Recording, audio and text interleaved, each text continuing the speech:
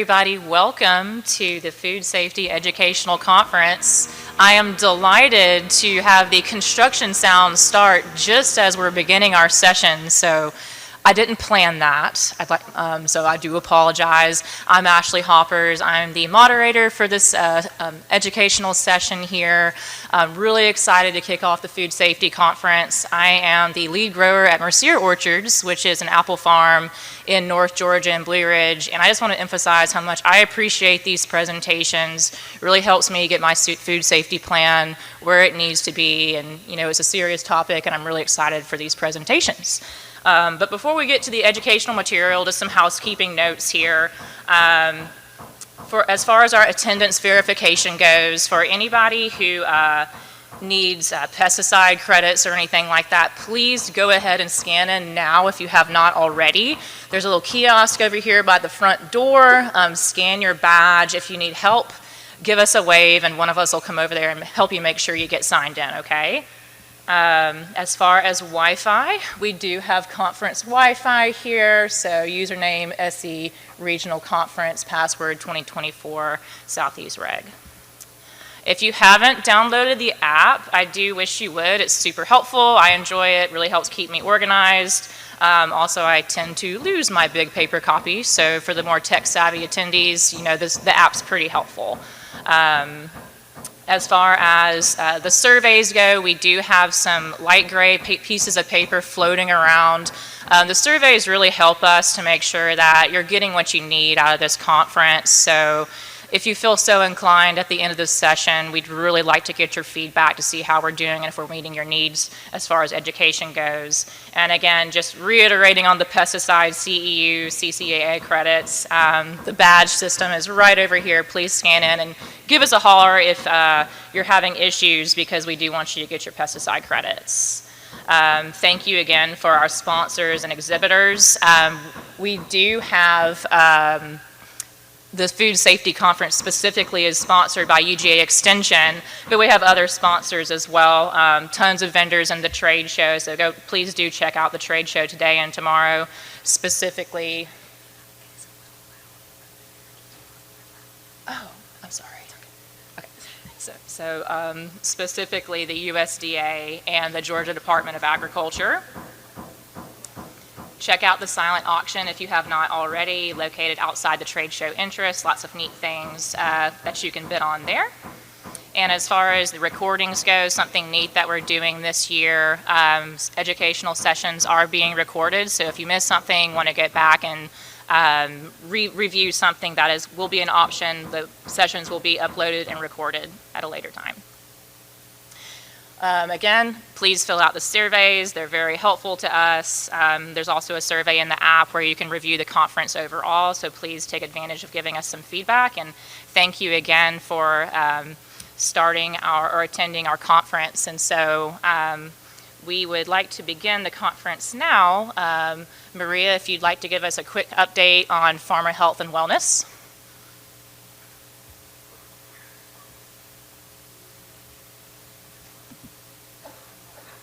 Thank you, Ashley. Thank you guys for being here, and thanks for putting this great content together. I think that says a lot that all of you are here and making time to brush up on all of your food safety expertise and knowledge. So thanks to this team for letting us have just a couple of minutes to share with you a little bit of the projects that we've been working on in UGA Extension to help address farm family health and well-being. So we have a table downstairs right at the corner if we haven't accosted you yet already.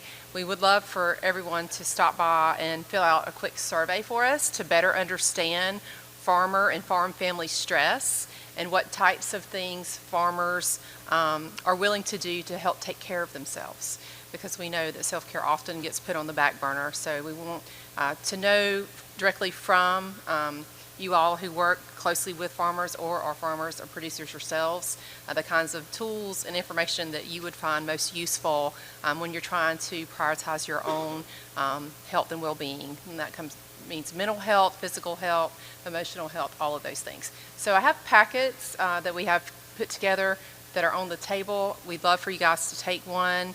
and it's filled with some really useful information. Some of the health and well-being is over on the right. Just some quick tips and suggestions for things that you can do. And then on the left-hand side, we have information about emergency preparedness. And I know that many of us are bracing for a storm. It's been a crazy week weather-wise, so I hope that your operations are prepared. It's always difficult to think ahead and plan ahead. So we have some tools put together that we want to make available to help you with that process. And we also have been spending a lot of time training teams of extension agents to be able to activate after an emergency happens, to help provide documentation for growers when you're having to, look at whether you can qualify for emergency assistance and all of that sort of thing. So we have all that information downstairs. There's also a little booklet on how to help prepare your home for emergencies. You'd be surprised how many people never really think about it, but definitely can happen to all of us. So we want y'all to take that with you. And with that, that pretty much is all I wanted to share with you. And thanks again for being here, and thank you for the time. Thank you, Maria, for those updates. And I'd like to introduce our first speaker for the educational session. We have Dr. Alexis Hamilton, an assistant professor with Virginia Tech University, here to talk about the traceability rule, what it is, and why it's important to you.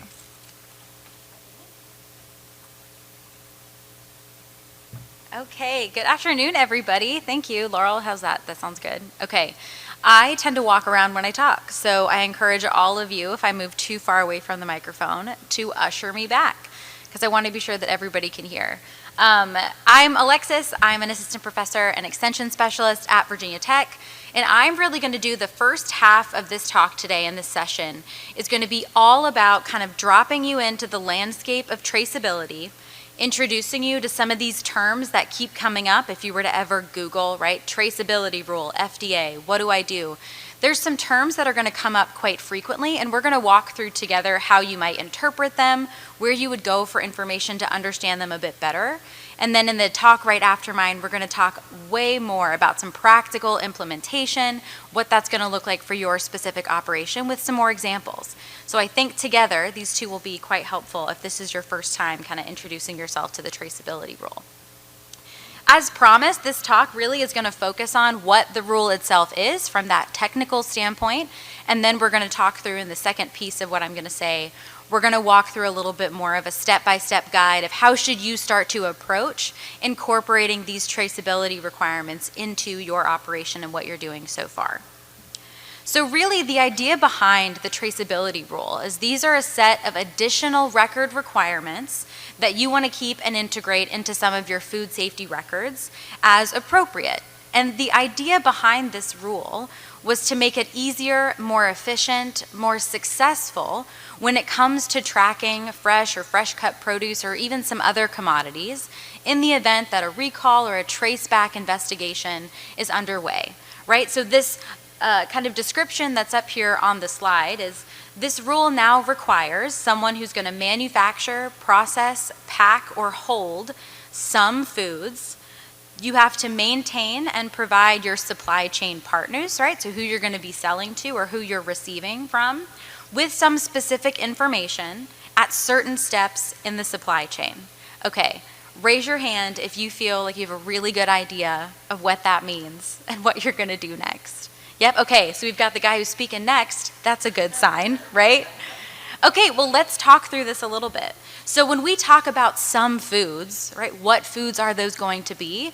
The FDA has put together a food traceability list. Periodically, you'll see this referenced as the FTL. This is what it stands for. And this is a list of fresh cut and some processed items that you would need to incorporate some of these other steps into, right? So you're going to take a look at this list, and we'll look at it together here in a few slides. All right.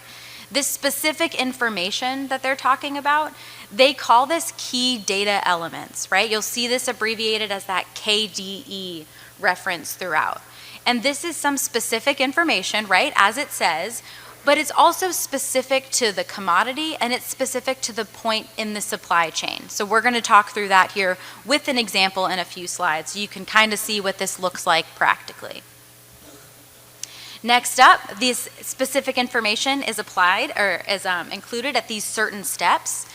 The FDA is calling these critical tracking events, or CTEs, and you'll see these referenced throughout as well. This is also a list that you'll reference, and each of these steps are defined, right? Okay, so now let's look at the food traceability list. What is this? What's on the list? This is not the entire list. This is the list of commodities that are relevant for fresh and for fresh cut operations, the way that this list is currently defined and listed. Right, so you'll see here cucumbers, herbs, leafy greens, melons, peppers, sprouts, tomatoes, and tropical tree fruits. And you'll see when we move to this fresh cut side, we've got fruits included here, so fresh cut fruits, fresh cut leafy greens, and then fresh cut vegetables other than leafy greens that fit in on this side. Right, so when we say whether or not something's on the food traceability list, this is what we're referencing. Thinking more about what these critical tracking events are, so what steps in your supply chain do you need to think about some of these additional records? You want to think about harvest, right? So any harvest activities that are underway. If you're cooling the product in some way before you put it in that initial packaging, right? So these are things like hydro cooling. If you're putting it in a forced air cooler, if you're icing, right, broccoli, something like that's going to fit under this cooling before initial packing CTE. The initial packing step here, we're thinking about the raw agricultural commodity, right? So our fresh produce items. Shipping and receiving, right? Pretty self-explanatory, right? If you're selling it or transporting it to someone, there will be there's data that you have to keep on the shipping side, data they have to keep on the receiving side, and vice versa. And then transformation steps. This gets to be a little tricky, right? This definition is pretty clear. I'll read it to you. I put it in the notes because I wanted you to hear it. This is an event in a food supply chain that involves manufacturing or processing a food or changing a food or its packaging or packing when the output is a food on the food traceability list. All right, how's that sound? Right, we need some additional context here, okay? But if I start to say things like repacking or commingling, that's gonna fit under this transformation step, right? So as you're thinking through in your supply chain, where you start to commingle different crops, right? Or maybe where you're changing or repacking something for a different buyer, this is where you'll start to think about how that transformation step fits in with some of that record keeping. All right, these key data elements, the FDA has created a resource, and we're going to link to it in a few slides, so you'll get to see it. It'll be through a QR code, where you get to see the specific list of information at each of those CTEs that the FDA is interested in you keeping track of, right? This is going to vary. The specific KDEs are going to vary depending on the type of supply chain activities that you're performing with respect to one of those foods on the food traceability list. Okay, but a key piece here is that this is connected to a traceability lot code, right? I'm sure if I were to ask everyone in this room how you would define a lot, that might be very different depending on who I talk to. Well, that's okay. The FDA is aware of that. They acknowledge that. There's some guidance that we've got in place to understand what these lot codes are and how we factor them into our record keeping, especially when we're sending them to or from a different supplier or buyer. Okay, so a traceability lot code, this is sometimes called a TLC, a lot of acronyms here. This is a descriptor with the purpose of uniquely identifying a lot of a produce item. Right, so some of that definition of what goes into how you define a lot, you do have some freedom in what fits in here, so long as you can track that lot of produce along with that lot code. The traceability lot code is assigned when that raw agricultural commodity is at the initial packing step. All right, so when we think back to a few slides ago where we're talking about those critical tracking events, the initial packing step is where that TLC gets defined, and then it stays with that crop, with that lot of produce, unless either if the entity is exempt, they aren't going to have to do this, or if that produce is transformed, like repacked, at some point later on in the supply chain. Then you can change that lot code to one that encompasses all of those different commodities. All right. But the key piece here is unless that product is changed, once that traceability lot code is defined, it must stay the same with that food as it moves through the supply chain. Right? This is one of the ways that we're hoping to make it easier to trace produce back through in the event of a recall or an investigation. There's lots of different ways that you can define a traceability lot code. The idea here being something that works for you, that provides information that makes it easy for you to connect it back to that particular produce item or where it might have been grown. Okay. All right, now let's look through a leafy greens example. I am so appreciative to my colleagues at the University of Florida who have provided me with these slides to be able to share with you all as an example of what this might look like, right? So we're going to think about a leafy greens operation. We'll say their particular supply chain looks like they've got the farm where the lettuce is grown. They have their harvest step. They pack it.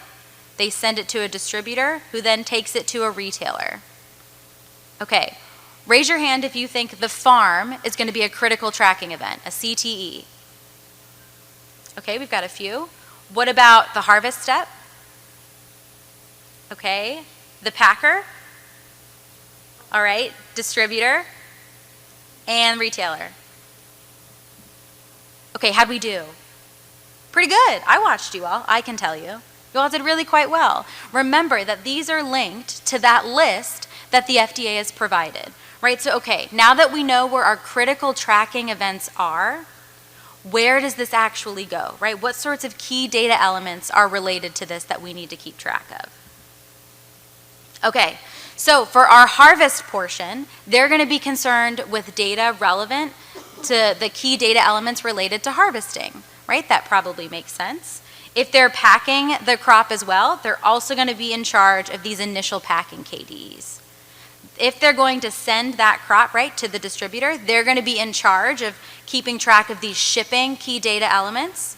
And then that distributor is going to be responsible for hanging on to the receiving that matches that. But since that distributor is also going to be selling that to someone, that distributor keeps their own shipping key data elements. And then the retailer keeps their own receiving ones. Right? So you can see how this is going to require quite a bit of collaboration, right, between entities. All right, but let's look a little bit more at what some of these different data points might look like. Let's focus here on the harvest step. All right, the types of key data elements that you're going to want to keep a hold of for this particular product are going to be a location description, right, where for who you're actually going to be sending this or transporting this commodity to. You're going to want to keep track of the commodity and potentially the variety as well with these key data elements. You want to know the quantity and some unit of measure for the food, right? So this could be weight, this could be the number of bins that you're shipping or that you're selling, that you're moving. For a fresh produce item, you want to think about the name of the field or the growing area or some other information that's going to help you identify as precisely as you can where that food item might have been harvested from. All right, you want to, of course, keep the date that harvesting took place. And then the FDA talks about a reference document type and a document number. The idea behind this, right, this is a document meant to encompass who's getting this next. So this could be a bill of sale, this could be a purchase order, and then you want some sort of reference number that helps you identify the forms that you've got to fill out. Okay, for the sake of time, we'll move through these other slides really quite quickly. You'll notice as you move through each of these critical tracking events, the key data elements will be very similar. A few different things are substituted in and out depending on which of these steps that you're going to be a part of. All right, so in thinking about as we're getting ready to transition into the next talk, where we're going to talk more about some of that practical implementation, I want to give you kind of the step-by-step list of ways that you might think about how and when you have to comply with some of these additional records. Right? The first thing that you want to do is answer this question of do you manufacture, process, pack, or hold any of the foods on that list? Right? So if you aren't sure, take a photo. But what I hope that you're doing right now is making a note to yourself of whether or not you have anything to do with these commodities, because on the next slide, there are a few exemptions. There's quite a few, and they're quite complex. I could probably do an entire half hour just on explaining some of the exemptions. But the FDA has released a tool that is an interactive format that if you scan this QR code with your phone, will walk you through those questions step by step about your particular commodities to help you understand if an exemption is going to apply with respect to that commodity that you're thinking about. Of course, the next thing that you want to think about is if you've got to comply, what critical tracking events are you responsible for, right? Are you harvesting? Are you a distributor? Are you going to be someone who's responsible for repacking a crop, right? Thinking about which of those. If you want to take a picture, it's really nice on your phone to be able to circle these so that you've got something that you can reference here in the next section. All right. When it comes to that list, right, I mentioned the FDA has released a document that helps you understand what data you've got to keep for each of these CTEs. If you scan the QR code here, it will link to that document for you. And it's an interactive document. Not the same way as the other QR code I gave you, but if you click on in the web page that comes up, you can click on any of those critical tracking events, and it will take you to the key data element descriptors that you're going to have to be mindful of. Right? Remember that these will vary depending on the specific critical tracking event that you're responsible for or that you're conducting, and it needs to be connected to that traceability lot code. That's got to follow the crop. Right? And this last step, right, once you've decided that this is going to apply to you and these additional record-keeping requirements are appropriate for your operation, then you're going to develop a traceability plan. This is kind of tricky because this is not one step. But the next step, step 5, is a bunch more steps, right? So there's some information here on the slide about what sorts of things need to actually go into this traceability plan. But this is required if you are conducting one of those critical tracking events for one of those foods on the food traceability list. So if you circled something on that step 1, take a picture of this slide as well. Okay, and then a quick reminder before we do questions and discussion. The compliance date, when everyone's going to be expected to have these records in place, maintained, and able to access them is going to be January 20th of 2026. Any questions around some of the technical components of this rule before we get to see some practical implementation? Go for it. Could you explain why farm is not a CTE is harvest is actually part of harvesting? Sure, I'm going to take the easy way out on this because Andrew actually is going to be able to answer that question because he got to be in the room and discuss some of the intention and behind how some of those decisions were made. So yeah, I know I just threw you under the bus. I have so much confidence though in your answer, much more eloquent than mine. We have plenty of time for a few more questions. Don't be shy. Now's your chance. Yep. Alexis, they have a list of foods out there that they think are, that FDA is going to require to be under the traceability rule. Yeah. Do you think that retailers and buyers will have two different plans in place, one for foods that are on the list and one for foods that are not on the list? Or do you think that all foods will be pushed onto the list by the buying community? Yeah, I'm going to be a Debbie Downer about this. So the question was, this food traceability list, we've got a list of some produce items, right? It's not all of them. And I just sat here and told you that according to the rule, if you're not on that list, don't worry about it. That's from a regulatory compliance standpoint. When we think about how some of our buyers are actually going to think about this, it is I would argue, it's unlikely that they are going to manage themselves, each of those crops and each of those suppliers differently. So even though you may not be, from a regulatory perspective, required to comply with some of this, it is likely, I would guess, that you are going to be expected by your buyers to be able to function in this landscape with similar record keeping. Yes. Great. I'm guessing that that will also apply to the exemptions, right? From the buyer's perspective, like even if you're technically exempt from the traceability rule, if the buyers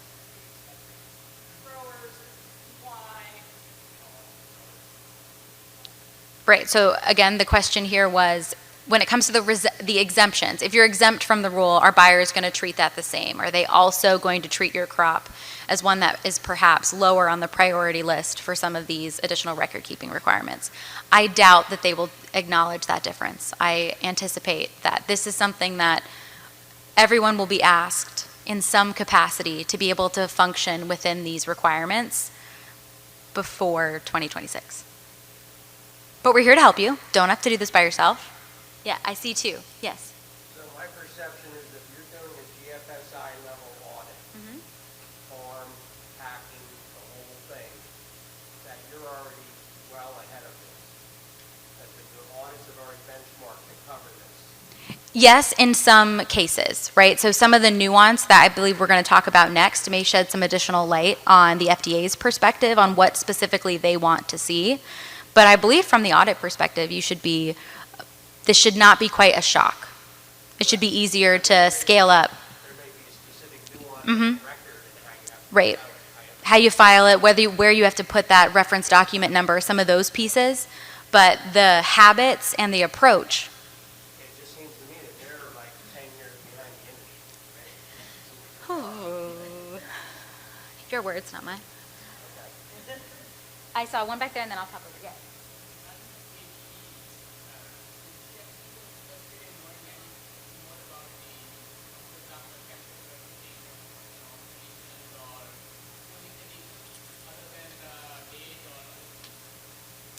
So the question was, in addition to what's on these key data element lists for each of those critical tracking events, is the FDA interested in knowing more information? I'm not in the FDA, but I'm going to make a guess. Are they interested, like personally, would they like to know? I think so. Are they asking for it at this point in time? No. Right. Yes, I believe there was one. Blackberries and blueberries, I reckon would be exempt based on the not fresh cut. Is that On the list. on the list? But But to the point of the gentleman up front, we're already doing that based off of the GFS audit requirements and some government requirements. Yep. Do we have? Okay. Well, Andrew, you can also come up here if you want. I don't want to take you away if you want to also answer questions. Yeah, we have a few minutes, so. Go for it. Has there been any discussion of funding available to help farmers comply with this? I do not know of any specific funding. Now, the types of funding that I'm paying attention to and that I'm applying for might be a little bit different. I have not seen an official call come out about helping in this capacity. I would imagine the state departments of ag are aware and are going to be working towards some sort of support structure that, together with your extension specialists and agents, are going to be able to try to make some of that headway. And here with the contact grant, so I don't know if we've had an opportunity yet to talk too much about that today.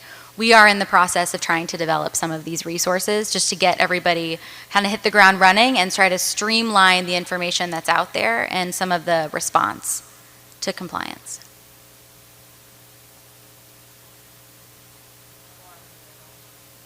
Last call for questions. Excellent discussion. Let's give Dr. Hamilton a hand. Thank you so much. Thank you. Awesome.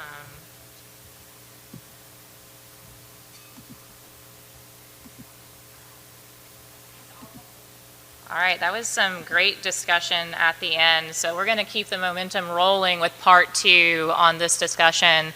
I'd like to welcome Dr. Kennedy up to present.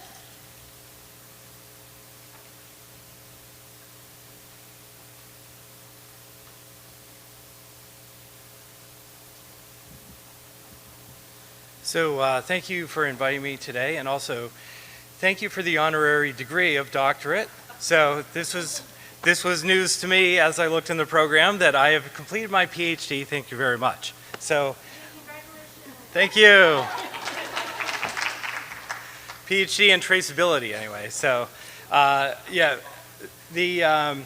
so my actual role is I co-founded a company called New Era Partners, which is a division of iFood DS, a tech provider in food safety and traceability. And prior to that, I worked at the FDA for 3 years and helped write the rule. So I'm the one to blame for a lot of this. So if you have any questions, certainly feel free to ask them. But I was on the rule writing team and worked with Deputy Commissioner Yanis and a team of fearless rule writers to get the proposed rule and the final rule out. So I picked the most awesome 3 years to work at the FDA, beginning at the end of 2019. Enjoyed the pandemic, which was terrific. So my apartment in Silver Spring was very empty for 2 years. I actually live in North Carolina, so I was commuting back and forth up until the pandemic. Then after that, I was sitting at home in Durham in my pajamas writing the traceability rule. So and during the, prior to the pandemic, I've been working in traceability since 2006. So I started working on it actually the month before the E. coli outbreak in spinach. So I was offered a role leading a company that was just early stages in food safety and traceability, accepted the job, and a month later, we pivoted from cattle and other types of livestock to produce because that seemed like a good thing at the time. So 17 years later, into my 3-year plan to conquer the world for food safety and traceability, here we are. The rule's actually kind of out there now, so very excited. But I've been working on these standards around traceability in the produce sector since 2010. So the Produce Traceability Initiative, which was really started in 2007 in response to the E. coli outbreak. So I started working on produce traceability way back then. So in the first farm that I went to, I don't know if you know Brent Jackson up in North Carolina, that was my first customer. Probably not a good idea to go into Brent Jackson's farm without knowing your stuff, first customer. So he schooled me a little bit on what it's like to be a grower, packer, shipper. And to actually implement traceability at scale. So I've been doing this for a while and been involved with operations all around the world. So seen packing houses everywhere. So no question too big or too small. Okay, well, luckily I don't have to go into depth and detail on the traceability rule because that's already been covered. But what I would like to emphasize is there is another traceability rule out there. It's called the Bioterrorism Act of 2002. So that came out, or it was written in 2002. It was actually enforced in 2004. So the question is, if we already have a traceability rule, why do we need another traceability rule? Well, it didn't work very well. So, and the reason why that traceability rule didn't work very well, it didn't incorporate lot traceability. So that traceability lot code, the lot code that you assign to it disappears in the supply chain.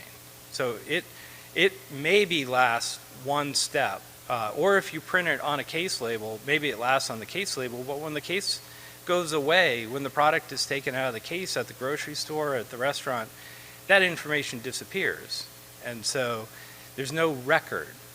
There's no, that traceability lot code that you put on the box or assigned to your paperwork, it's gone. So what's new about this rule is that everyone in the supply chain has to capture that information and pass it to the next person in the chain. And they have to capture the source who assigned that lot code. So those two pieces of information are very different than the BT Act, which is just one up, one down. I keep records about what I do. I don't care what anyone else calls it, does with it. I just keep my records. I don't have to pass them to anyone. I don't have to worry about what other people, called it or identified it as earlier in the supply chain. I just keep my records. This rule is different because when you ship a product, you have to ship 8 key data elements to the receiver. So now you have to coordinate. And the receiver records have to look like the shipper records. So again, very different than the BT Act. Plus, you have to keep those records for 2 years and produce a sortable spreadsheet in 24 hours with the information in it, which means it's not good enough just to have a file drawer of the records. You have to be able to put them into an electronic sortable spreadsheet and answer that information digitally to FDA when they ask. So not all operations will have to do that. There are size limits. So definitely check the exemptions to see if you fall within the exemption limit. but larger operations will have to do electronic sortable spreadsheets. And a typical question from FDA, and I'll walk through a little mock traceback investigation, but would be like, what shipping records did you have for, leafy greens coming from your operation to, this retail distribution center between this date and this date. So it's going to be kind of vague. It's going to be date bounded. It's going to be this location, that location, and it's going to be a category. They're not going to know which product ID or lot code. So this is not a recall. This is an investigation. They're going to be looking for a category. So if someone ate leafy greens and got sick, they're going to ask you about leafy greens. They don't know what product ID or lot code you have. That's why you have the records. So they're going to say, all right, give me the records about traceability lot codes and all your shipping information, initial pack information for these products during this date range. So that's typically why, getting your ducks in a row early and having that information available in some sort of digital format really helps you out, because when you have to respond to these requests, you can have them at your fingertips. So I'm going to walk through an example with some sample records. So you can see what it's like to be at the FDA doing an outbreak investigation. I went through a bunch of them. So I did a bunch of, I call them ride-alongs with the outbreak investigation team. So I would take the records that they were getting from industry, and I would try and put them into a database and do some analysis from it. But before you could do that, most of the records that we got under the Bioterrorism Act are bills of lading, purchase orders, other commercial documents that didn't have lot code. So the problem is those commercial documents are only useful really for commercial purposes. They're not great for traceability purposes, but that's what FDA gets today. So in the future, so this is going to be future state with the new rule. I'll show you what it looks like. So let's imagine, at the retail food establishment, or as civilians that don't work at the FDA call it, a grocery store, or a restaurant. So someone purchases food and they get sick. And there's probably a cluster of people that got sick, because usually outbreak investigations involve large numbers of people across multiple states. It's very atypical that it would just be one person. So really, FDA and CDC are looking for patterns. So they're looking for multi-state outbreaks where there's commonality about what people ate. So they do a survey. So CDC actually does a survey of every person that gets sick and asks them what they eat. And the people they ask are people that are connected genetically, they have the same bug. So if it's E. coli or salmonella, they use whole genome sequencing to match up the bug. So they'll only ask you if you have the exact same bug. So that's how they group cases together, and that's how they detect multi-state outbreaks. They're like, all right, a whole bunch of people got sick in the last 4 weeks. They all typed out the same. So let's ask them what they ate, where and when did they eat it, and where did they eat it. So that survey is where you start. So that's broad categories in most cases. Sometimes you get shopper data, from loyalty cards, but most of the time it's just broad categories. So at the restaurant, FDA is like, okay, let's start the restaurant. And we go into the restaurant and say, tell me about your receiving records at this restaurant for, in this case, salad kits. So the consumer, they report that they ate salad at your establishment. So tell me about any salad kits or salad mixes that you purchased between this date and this date at this restaurant or grocery store. So what the restaurant or grocery store will do is return a sortable spreadsheet, just a spreadsheet with these data elements. And we just went through all the KDEs. This is how they're used. So FDA will look at this and say, okay, so Ed's chopped salad, you received it from Fresh Foods DC number 17. So we're at QSR store number 203. So this is a specific store. You received 3 cases. There's the product ID and lot number. So that traceability lot code is represented at the top. So now we've got the traceability lot code, And we have the traceability lot code source, which is Ed's Salad Processing Company. Okay, so I know it's coming from Ed's, and I have the product ID and lot number that they assigned. And the restaurant is telling me they received this from a distribution center, but it wasn't made at the distribution center. It was made at Ed's. So I don't need to go to the DC. So that cuts out an entire week. And right now it takes, an outbreak investigation typically takes 35 days. And the goal with this rule is to get it down to 5 days. And how I do that is I skip the DC. So I have Ed's Salad Processing Company. So great, I don't have to go mess with Fresh Foods DC number 17 because now I know the manufacturer and I know their lot code and their product ID. So I just go straight to Ed's and I ask them for their transformation records. So here's transformation. So we have, okay, Ed created this chopped salad kit and they put in romaine lettuce hearts is one of the ingredients that they use. Okay, well that's a suspect. Say we're looking at E. coli. Romaine oftentimes has E. coli, so that's the signal. We're like, okay, that thing's got romaine. A bunch of other cases in another state also ate romaine. Maybe not in a salad kit, maybe they just bought romaine, but it also came from us, Ed's or someone similar. Let's start looking at that romaine. So now I've got the romaine lettuce hearts, and I say, okay, Ed, can you tell me where did you get that, those romaine lettuce hearts? So show me the receiving records that you have. Give me your sortable spreadsheet for receiving records for the information related to that transformation. So all the ingredients you use to create those salad kits, give me sortable spreadsheet with anything with romaine lettuce hearts. So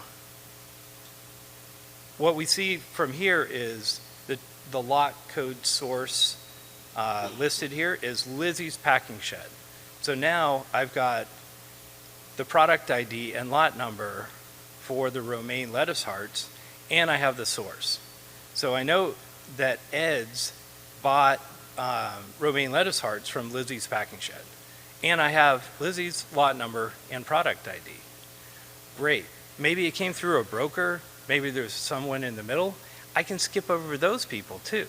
So now I've skipped the DC, I've skipped any broker that was in the middle. So that's like 2 weeks of my life I get back because I don't have to go deal with those knuckleheads looking through their paperwork. So now I can just go straight to Lizzie's Packing Shed. And I give him the product ID and I give him the lot number and say, okay, show me your initial packing records. Show me, how you produce this. So now we're at initial packing. So we're at the packing shed. I know the product ID. I know the lot number. So Lizzie's like, fine, yeah, here's my initial packing record. I pull it right up and it says, we packed some romaine lettuce on July 26th. We brought in 1,000 cases from the field. And in fact, the field name is A08 and it's coming from Lizzie's farm. So it was on Lizzie's farm, field A08, and Harvest Co. was the actual harvest company. Here's their phone number. I've got the data harvesting was the same day. The traceability lot code I assigned is the same number you asked for. It's in that record. And it indicates how many cases I packed and shipped. And my production order is 1, 2, 3, 4, 5. So if you want any information about that day of production, who worked that day, where in the packing shed was it packed, all that information is related to that production order. I can go over to the file drawer, pull out that production order, and tell you everything about that production, everything that happened that day related to production of that specific traceability lot code. So now I've told, I have the information for FDA to say, here's the production order, and here is the linkage back to the field. So you can go from this record, where it says Lizzie's Farm A08, in my traceability plan at the farm. So the farm itself has a traceability plan with the field map. So they're the ones that actually do the assignment, the field names. The initial packer references it. It's really up to the farm to map out their fields and identify it. But you can see I've got a little geo map here with coordinates. I just did it off Google Maps. took a snapshot, named each section, and then said, okay, here's A08. So I can just bring up that field map. So now I can show FDA and say, all right, here's my field map. A08's right here. Here are the geo coordinates. Punch it into your cell phone. You can go out. It's right over there. So now I've connected all the way from a restaurant all the way back to that specific field. So that's how a traceback investigation works under FSMA 204. It's pretty clean. But the electronic sortable spreadsheet, to give you an example what that looks like. So here's an example of an actual electronic sortable spreadsheet with farm activities in it. So it's just, as you'd imagine, columns and rows. That's it. Nothing magic. And then in terms of where should you be right now, and what are the different stages of rolling out a traceability program, we call it learn, plan, do, review around the shop. So looking at the different stages, really understanding the rule, and that's what we're doing right now, talking about the rule, understanding the rule, planning, actually starting to lay out your traceability plan, looking at various methods for doing traceability. So really, kind of scoping out how you're going to do it, then jump in and start doing it, and then review it. Review the results. So it's just like any other food safety activity. It's important to review how well it's doing. So have periodic checks to make sure that you can do a mock traceback, a mock recall, and make sure that you can produce that sortable spreadsheet upon request in 24 hours. So have your internal auditors check you, say, hey, can you tell me about this product that I pick up? Tell me the shipping record that's going along with this product, or the initial packing record, or the harvest records. So it's really good to do those audits and checks periodically to make sure your system is working once you have a system up and running, and iterate on that process. Don't wait till it's perfect. Start small and then start spiraling this up. So take a couple products and start working on it, and take a look at how best to do it. You have a question? So, again, going back to her scenario, Mm-hmm. does the FDA have the power, if there's 3 tomato shippers, and you don't know which one has the Listeria mono, does the FDA have the power to stop commerce, to stop all 3 shippers? Continuing to pack, say. If there's a reason, like if they have another reason to detect that there's a problem. So in other words, if they don't have the paperwork at all, so they can't tell because none of the records exist, they could say, look, it's required that you have these records. You don't have these records. They could ask a firm to stop shipping until they have the records. That would be a for example. So in terms of like whether they can detect it or not, generally what I've seen is FDA will want to actually have proof where a problem exists before they ask a firm to take corrective action. So they don't generally guess.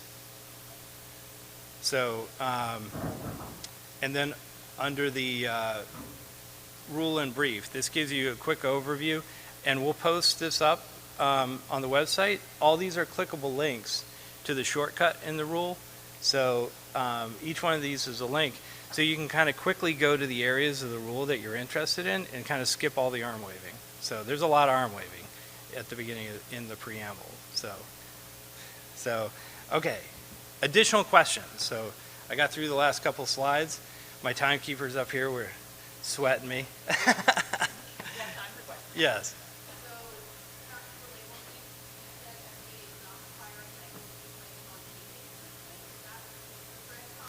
Yes, there's a web page that says traceability lot code, and it explains the different ins and outs of how to assign traceability lot code, and it clearly states on that you don't have to put the traceability lot code on the product itself. You can put it on a bill of lading or a packing list that goes with the product, so that the receiver knows what traceability lot code they're receiving, but it doesn't have to be on the box itself.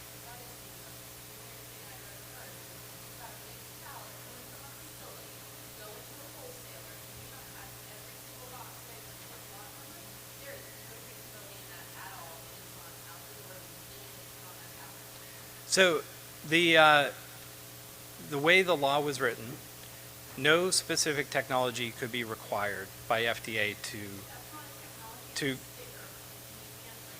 it could the requirement was no specific technology, so it broadly interpreted. So, but that's not to say that you can't put it on the box.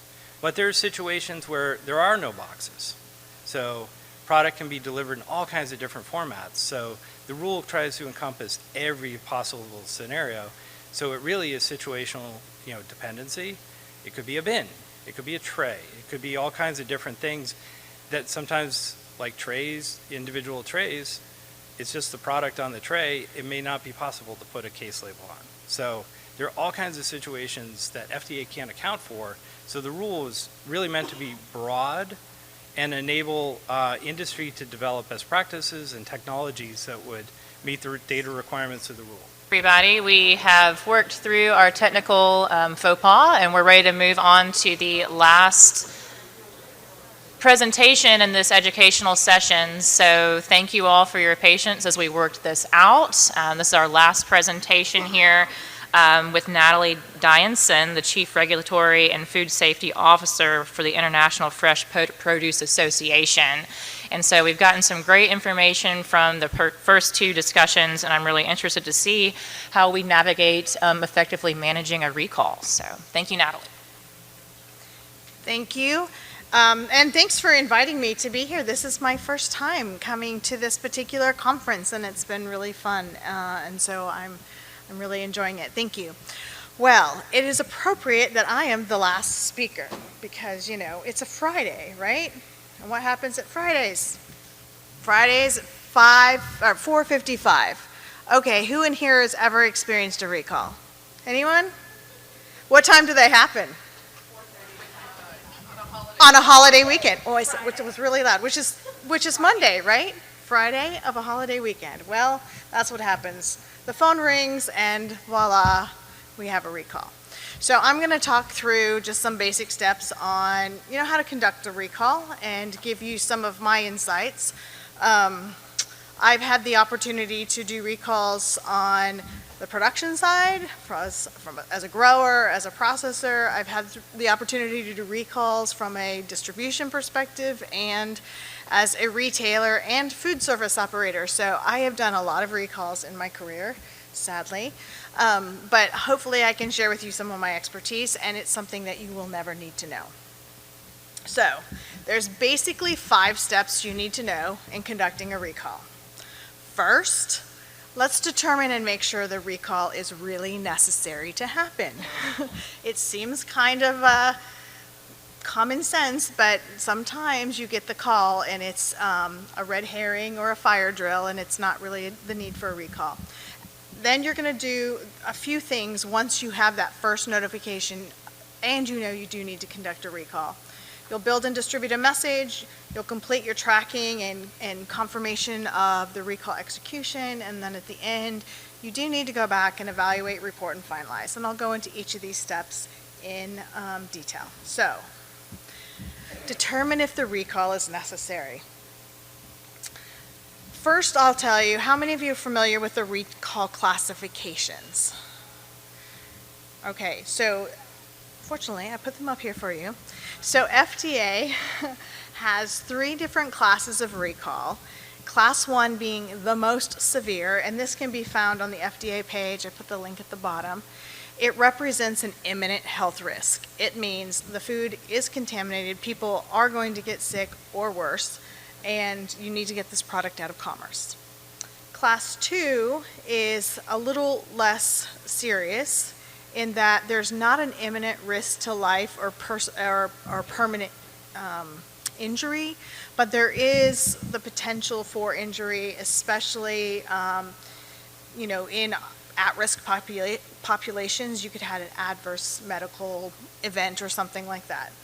But usually people recover. And then class 3 is some sort of exposure, and however, it's not likely to cause an adverse health consequence. But it is something that's still violative, meaning it's not in compliance with the law. Last but not least is something called a market withdrawal. These are things that are generally for quality purposes, for example.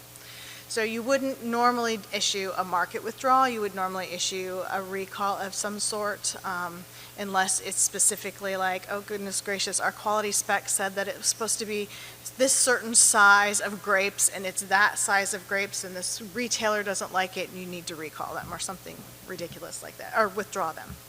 So those are the classifications.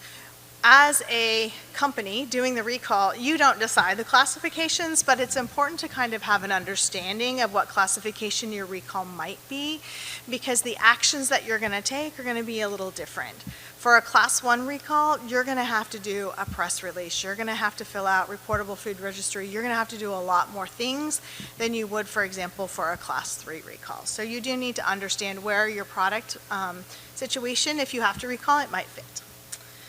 So now you know what the recalls are. I always bring this up because everybody's like, well, are recalls, can I say no to a recall? Well, it depends. And my advice is all recalls are voluntary unless FDA decides to enact its authority that was granted under FSMA to do a mandatory recall.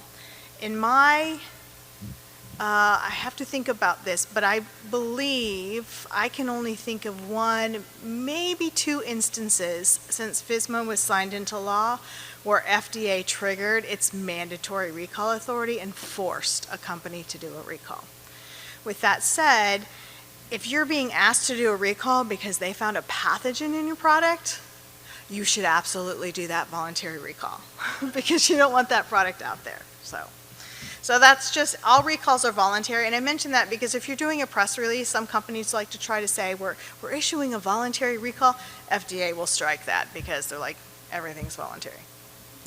So, next you have to decide, like I said, do you really have kind of a recall? And I have a decision tool that I've used for most of my career that a leader that I worked for a lot of years early in my career kind of taught me, and I've taught some of the people who've worked for me. I know there are some in this room who probably will recognize this next slide.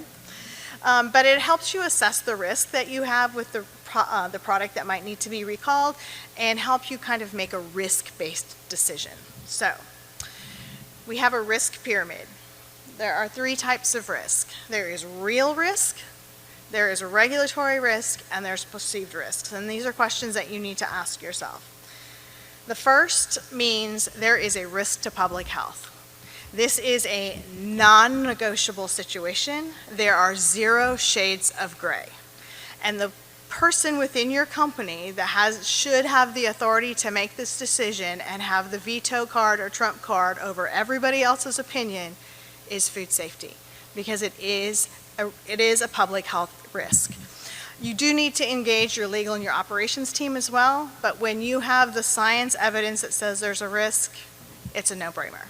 Do the recall. And this would be a Class 1 recall. The next decision point is it just a regulatory risk? So if you say no, there's no public health risk, the next question is there a regulatory risk? Well, there might be a regulatory risk. A regulatory risk is something that typically doesn't have a risk to public health.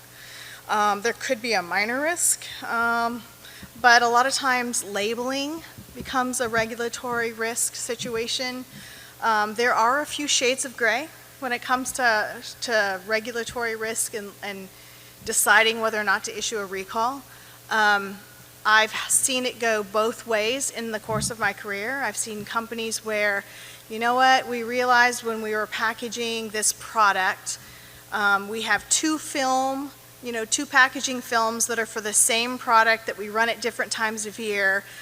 This one says, let's use bag salad because that's an easy example. This one says there's romaine in it and all of these other ingredients, and this one says there's green leaf in it and there's all these other ingredients, but no romaine. And we ran it and we used romaine in the salad, but we put the bag that says green leaf and it doesn't list romaine. Do we need to do a recall? Technically, by the letter of the law, you should absolutely do a recall. However, let's think about it. Can your average consumer tell the difference between romaine and green leaf when chopped up in a bag of salad? No. Is green leaf generally more expensive than romaine? Yes. So you're not defrauding the customer and doing a bait and switch with a cheaper product. you have a lot of product out in the market, the cost of a recall versus the risk of FDA finding out and writing you a citation for it and maybe giving you a fine. You make that decision and you say, do you do the recall, or do you just sell through it and make sure you fix the problem and do a whole correction of errors in the plant to fix the issue? So there are sometimes you have questions like that. Another example might be where you have a product that's retail and you're alerted to the improper packaging because of a customer complaint. It's one of these things when you're like, you know what, most customers aren't going to know this, so do I really need to recall it? If you have a customer complaint that has documented it, I would say, yes, you absolutely should go ahead and say the regulatory risk here is high. Let's recall that product. And in this case, it's food safety having a conversation with both legal and operations, but reality is this is really a business decision. You know, if the business wants to take that risk and, you know, risk reputation and risk fines, then that's something they can decide to do, and as a food safety professional, you'll just provide them with that advice and expertise. Last but not least, this is the stickiest, craziest area to deal with recalls, and this is the perceived risk. So this is where there is absolutely no scientific basis for risk whatsoever. It is purely perception. And for this one, I know we're at a fruit and vegetable conference, but I'm actually going to give you a meat example because I can't think of a perceived risk example with fruit and vegetables. But these are the types of risks where you have to engage a really big cross-functional team, including your PR and communications team, including your sales team. So how many people of you remember, goodness gracious, it would have been probably 2010 or 2011, the whole scandal around pink slime in meat? Okay. Does anybody know what pink slime is? It's actually something called lean, finely textured beef, LFTB. And it is a way that meat companies will take mechanically deboned meat and extract the lean tissue that's still attached to the bone, because the leanest meat is always on the bone. And by doing that, they created this lean, finely textured beef that can be added back into things like burgers as a binding agent. It's 100% meat, there's no fillers. It was a very safe process. It never tested positive for pathogens like adding trim in could do.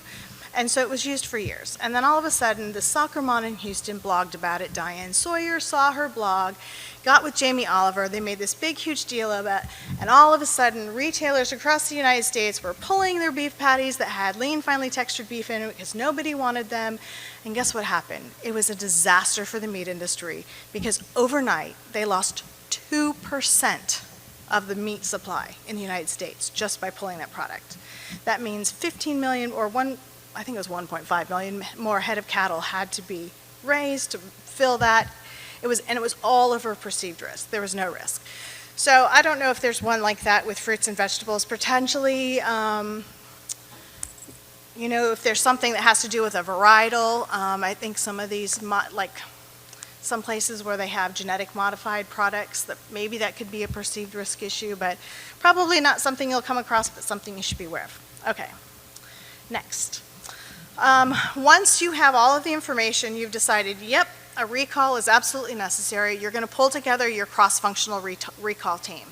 And your recall team should be all of the senior management decision makers and department heads. So you should have food safety, operations, sales, finance, the executive team. Everybody should have a say. Even human resources sometimes needs to be engaged in this, because sometimes the reason you're doing a recall is because somebody screwed up in the plant.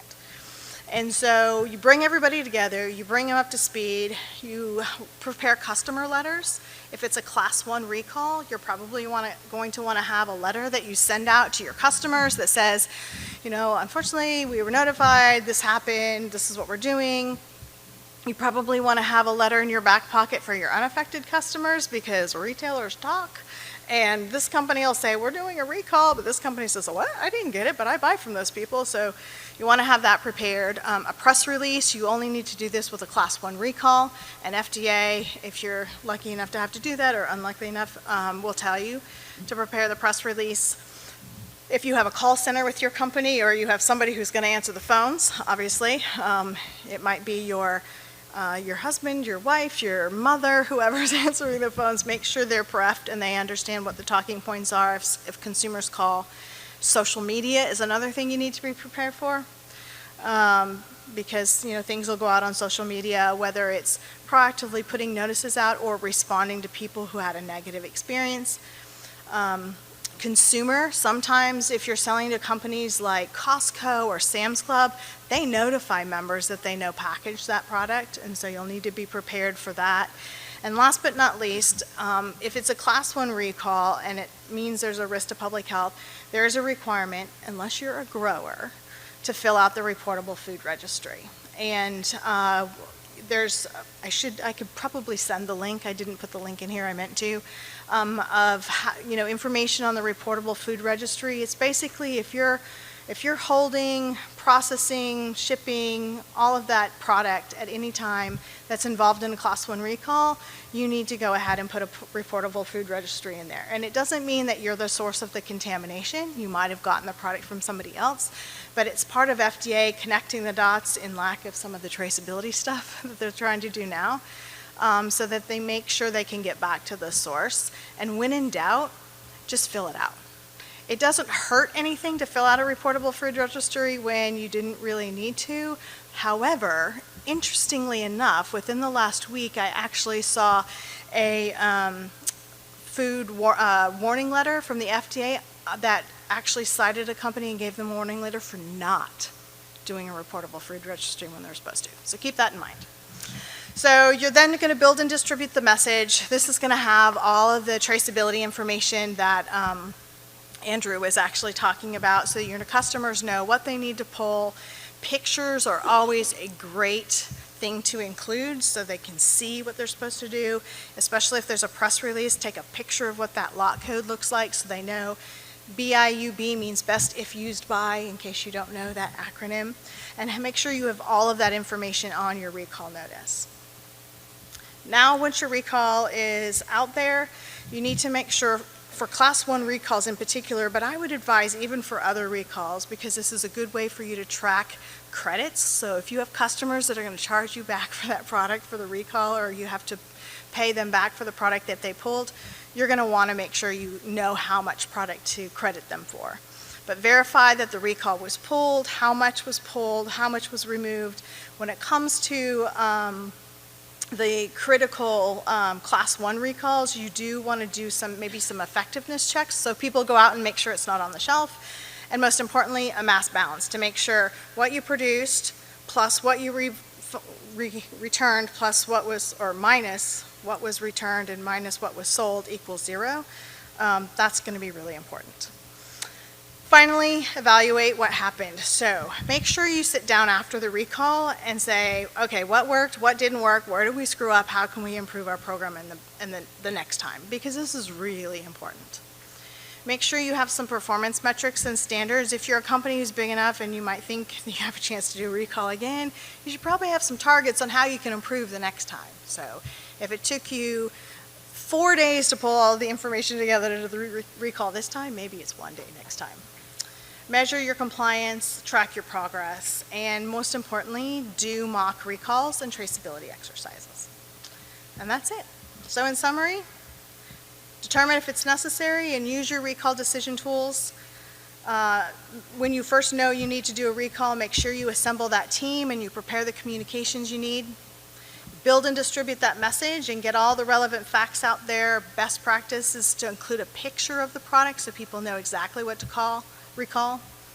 And then do your completion tracking to make sure in a Class 1 situation you've got all the product off, but also if it's a Class 2 or 3 and you have to provide refunds, that you know how much you need to refund. And last but not least, evaluate what you've done, how you've done it, and how you can do it better. And that's it. Any questions? A lot of picture taking. Yeah. And I don't know if they're posting the presentations or making them available, but you can absolutely make this available. Just PDF it. Presentations are being recorded and will be uploaded at a later date, so keep your eyes peeled for that. We do have some time for questions, and if you do have one of those surveys on like a life grade paper, please fill it out and give us some feedback on what you got out of these sessions. But we do have some time. Are there any questions from the audience? Elena. What are some of the uncommon mistakes you see, some of your clients do? So what are some of the most common mistakes I've seen over the years with people executing recalls? I think probably the most common mistake I've seen when I was working in retail and food service is companies thinking, oh, you know what, maybe I don't really need to do that recall, and sitting on the information for a number of days before deciding, oh gosh, I really do need to do a recall. I mean, the number of times that I would be on the telephone with a company at 4:30 in the afternoon, knowing that a recall needed to come, knowing that my team had about 3-hour window that it took us to mobilize and do everything and get everything approved and get things out the door to the stores. And I would find out that they knew about this on Tuesday. Let me tell you something. That makes me mad. So that's a big no-no. I mean, even if you don't know that you're going to have to do the recall, communicate up front to your customers and say, hey, we've got something going on. It looks like we might have to do this. We're not pulling the trigger yet, but I just want to warn you. Make sure your salespeople know that too. Make sure your production people know that, so that if you need to shift around inventory, or your buyers if you're at retail, so that you can find another source so you don't have empty shelves. So that, I think that's probably the biggest mistake that I've seen, or challenge. Good question. Yeah, I did the.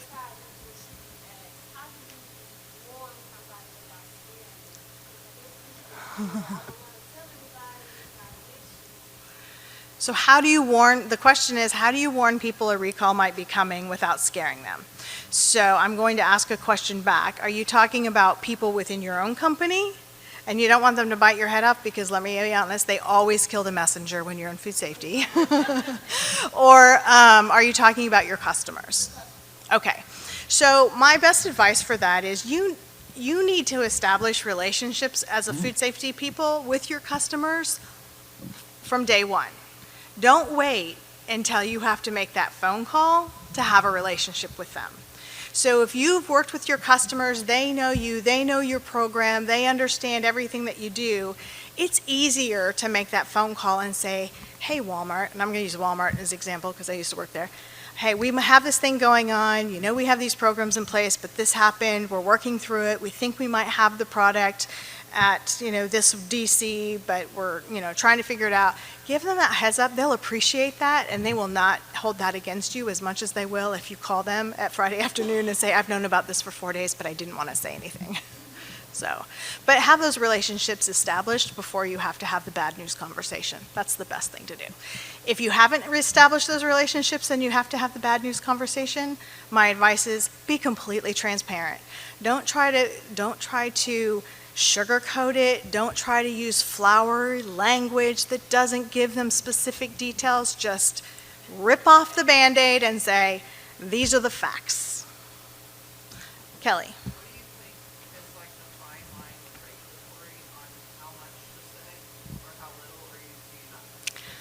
So the question is, the fine line with regulatory, how much or how little to say in a recall situation or share with FDA? Yeah. Yeah, so basically is how transparent should you be with FDA when you're in a situation with a recall? So again, my advice is be completely transparent, because again, the people you're talking to at FDA, if they feel like you're hiding something, they're going to continue to push and grill. And if you have a problem, like it is your mistake, own it. Own it. Fess up, say this is what happened, this is why it happened, we're pulling the product, but these are all the things that we're doing to fix it. It's going to go a lot further with FDA being transparent like that, and I know this from personal experience, very painful personal experience, than trying to hide and say, you know, we're going to do this. Well, why are you doing that? Well, you know, we might have had an issue here. Well, what do you mean the issue? Like, those kinds of conversations are terrible. So just, it's kind of the same thing. Rip off the Band-Aid and be transparent. You know, when it comes to data sharing with the FDA, there are some things that are scary about it because it is FOIA-able, but if it's something that's data that is of a proprietary nature, they don't share that. They won't share things that are proprietary, even under FOIA. And so it is always better to share the data, because your data can exonerate you just as much as it can convict you. But even more so, when FDA knows that you're being open, transparent, and you're doing the right thing, they don't come down. My experience is they don't come down on as hard on you as they potentially could. And I think most regulators, if there are regulators in the room, would probably tell you the same thing. And the last thing I will say about that is think about what your grandma used to tell you about getting more flies with sugar or honey than vinegar. If we want regulatory to be more open and transparent and share things with us as an industry about outbreaks when they happen, then we should probably give what we want to get, right? So make sure that if we want them to be transparent with us, let's start by trying to be transparent with them. Now, with that said, make sure your legal team is there and make sure that everybody knows what's going to happen, because you do need to make sure that you're not being stupid. But if there's a mistake that you guys made, then own up to it. That would be my advice. Any other time? We can do one more question. Perfect. If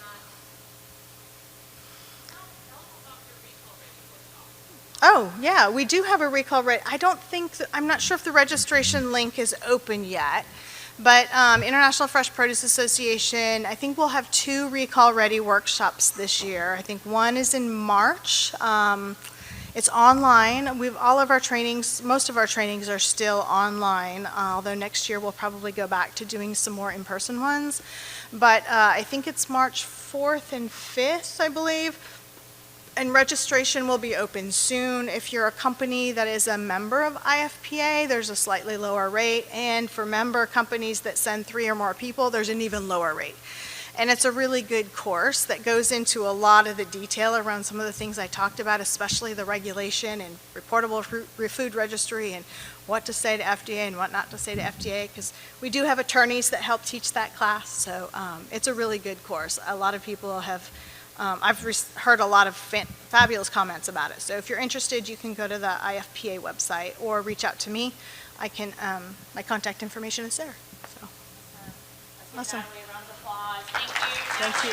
Thank you. Okay, if everyone can take their seats, we're going to get started with the next session.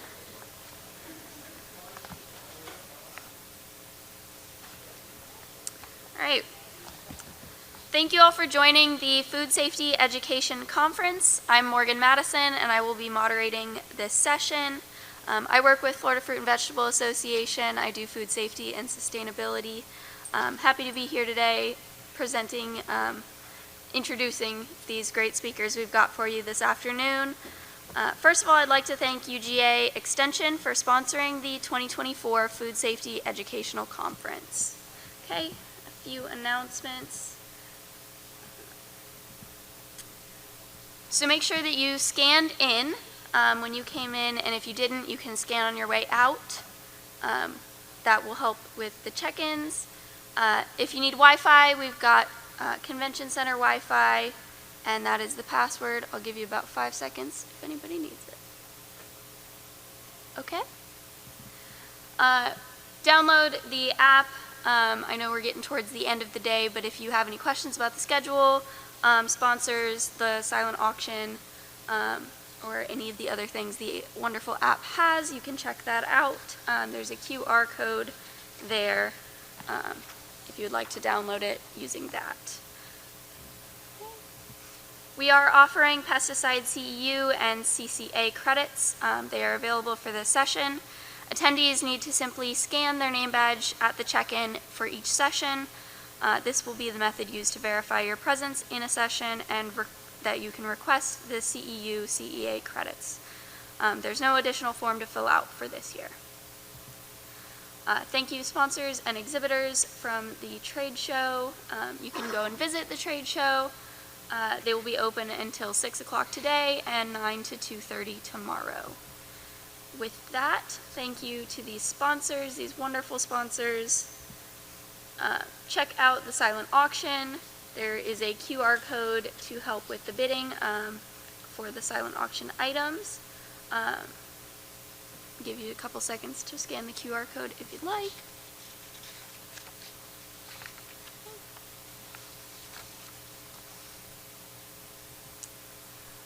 These sessions are being recorded this year. This is a new thing that this conference has added in. The speakers will be recorded. If you do have a question, please raise your hand and speak loudly after the speaker so that we can make sure the recording catches it. And speakers, remember to repeat the questions into the microphone. You can tell us how we did with the surveys. There are some throughout the room. If you didn't get one, there are more up front if you wouldn't mind filling that out. You can leave them up at the front as well at the end. We appreciate the feedback so that we can do better next year.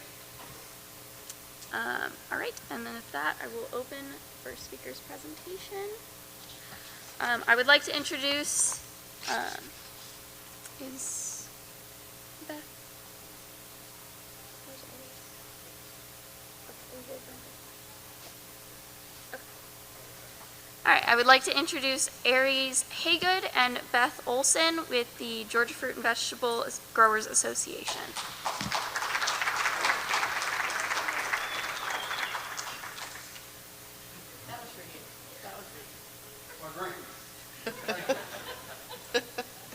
Here, why don't you take that one? Okay. Are you more comfortable there? Testing? Yeah, Does it matter to you? I think. But you know, I'm like a hand holder, so Oh, I'm yeah, like he this. is. Yeah. All right, this is just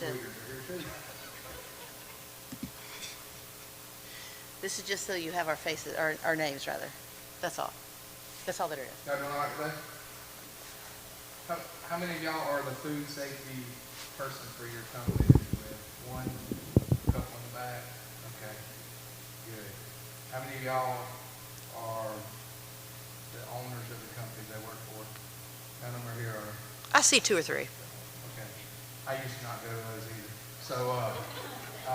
So I want to kind of try to cater a little bit towards y'all too, because you're the audience that would need to know a lot of this stuff that went on with me and my farm. So Yep. I'll let Beth go ahead and go with that. Okay, so I think everything, there's no doubts, everything that Natalie just went through was absolutely correct and phenomenal. No errors, fantastic. But I think there may be a scalability to recalls and the situations that many of us may have or experience versus maybe what she has experienced in all of her various roles in much larger organizations, global organizations, things of that nature. So you shouldn't hear anything that contradicts what she says or what she shared with us, but you may hear maybe something slightly different. So I just kind of want to start with that. So what we're really going to be doing is that every year when I'm getting ready for my July 4th family vacation, I get a phone call from somebody. This has happened 3 or 4 years in a row. And it's, hey, I got a problem. I'm like, all right, what you need? I got a truck. Do we need to move you? You know, I've got money. Do you need bail? You know, it's, how can I help you? And it's, well, you see, there was this test. I'm like, okay, that kind of help. And so that there was absolutely no difference in the summer of 2022. And so, so what we're going to do is, this is fairly informal. If you have questions, please raise your hand. But we're really just going to tell the story of what happened with the recall, very specific to A&M and some of their onions. What happened, maybe why it happened, going through that timeline, who was helpful, why it was helpful, maybe some of the things that you implemented, why you implemented it. Was it a short-term something? What are you continuing to do? What did you wish you would have known, and what do you wish that everybody here would have known? We'll go through that succinctly. So that's what we're going to do. So again, if you have questions, raise your hand, but this is just kind of we're going to chat. We're hanging out. So first off, my name is Aries Haygood. I'm with A&M Farms in Lyons, Georgia, and I grow Friday sweet onions and watermelons. And so in June of 2022, June 21st was the actual date, so, the date. I get a call from the lab saying, hey, Aries, we just had a hit of listeria on on 3 of your samples that you sent in. And of course, I'm like, listeria, what in the world? Okay, that's the big L word that you hear on the news when people get with greens or vegetables or something like that. And they said, yeah, it was on one of your main grade lines. It was marked main grade line. And so, of course, I instantly don't know what to do, how to handle it or anything. And so that's kind of where this whole process starts of trying to build this team that the lady said at the last meeting to have a recall team. Well, I didn't really have a recall team. I had myself, and I had the folks working with me, and I had friends and people that helped me on everything. And it was like, crap is hitting the fan, and I don't know what to do. So I immediately start trying to go through a list of who do I call, okay? So the first people I call are, just keep going on. Yep. I call my marketers, okay? So I call the 2 marketers. I had 2 main marketers that help market my onions for me. Now, granted, at this time, I just started packing watermelons also, okay? So, but we knew it was the onion lines. So I call my marketers, I tell them what's going on, hey, this is what's happening. Well, one of my marketers actually is in the greens. They do leafy veg. I keep saying greens, leafy veg, a lot of it. So they kind of knew what the next process, the steps in the process were, okay? The other marketer and I, this was like the first rodeo for both of us, so we're like trying to figure out what to do. And so I'm taking what my other guys are telling me to do, and I'm trying to help them tell them what to do. And we immediately start going back for our recall to see what all onions we had to pull back, how far we had to go back, and realized that we had to pull onions back from that Tuesday because we didn't have a clean break recorded for Tuesday. Okay, the sample was taken on Wednesday. All right, and so we didn't have it recorded. We had a Monday recorded, but not a Tuesday recorded. So I had to recall Tuesday's product. Well, Tuesday's product made it to the stores, made it on the retail shelf, and actually had products sold. So that's when it was like, I don't know, they do all the classes and everything, so that's when it became like stage 1 or whatever. So that's the reason we had to get FDA involved. Okay, so backing up, so I called my marketers, and then I text Charles Hall, Georgia Fruit and Veg, and I'm like, Mr. Charles, I got something going on here, and I don't know what I'm about to do next. And so he said, you need to call Beth and talk to her. I'll get Beth to call you, and went down that road. Okay, so then Beth and I discussed what's going on, and Beth and Charles, and they kind of started giving me some resources to reach out. So first thing I thought, in anything like this, you better get you a lawyer that knows what they're doing, you know, because immediately listeria, if somebody gets sick or something, I gotta know what to do. So they suggested a guy, a lawyer in DC that does this for a living, food recalls. David Durkin is his name. And what was great about David is he's got people in his network that he knows. So the next person that he told me to call was a lady named Amy Philpott. And Amy is the marketer, or the crisis communication person. So I'm like, I'm building this team, you know, and I'm like, okay, here we go. And then I reached out to Katie. Katie's in the room, y'all, if you don't know Katie. So Katie has helped me put together my food safety program. And like, Katie when the girls ask me questions, I'm like, I don't know, call Katie. You gotta like, call Katie. She's gonna give you the answer. She's gonna give it quick. I'm gonna cut to the chase. We're gonna move on about it. So I called Katie. I don't even know if I had to even say, hey, Katie, I got this going on. She picks up the phone and goes, what in the world were you doing? Giving me a hard time, okay? That sounds about right. Yeah. Yeah. And so, because what you're going to find out is this recall is a formality of what had to happen, but it really could have been prevented with proper procedures being handled correctly. If the correct education was given to all of us, like myself included, not just, me. I'm not pushing it on anybody. If I would have known certain things were going on my own farm a certain way and would have been checking up behind it, I may have been able to help prevent something. I'm not saying I could, okay? So for the food safety folks that's in the room, your job is very important as far as the procedures and how they're getting done. But the biggest thing is making sure that they're getting done the correct way, the way you got it written. So I kind of hit on everybody that I think pretty much that kind of put together this team. So we're done with that day. That day's over with. So Right. now we're going to move on to whatever else Beth asked me. Right, so June the 21st, 2022. Tell us what happened that day. Tell us what happened the week before that led to June the 21st, 2022. Well, I dropped my girls off at school. I was, no, they're not in school there that time. No, it was just, a matter of fact, it was in the afternoon is when the results came through. Well, no, the guy quitting.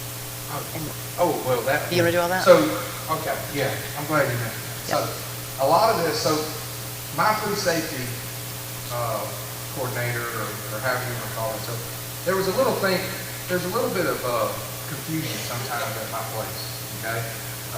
I would say at lots of places. Yeah, so I had someone that was very good at being direct and getting things done, but sometimes she just would be hard to work with. And she was my office manager. And so it was hard to communicate sometimes with her.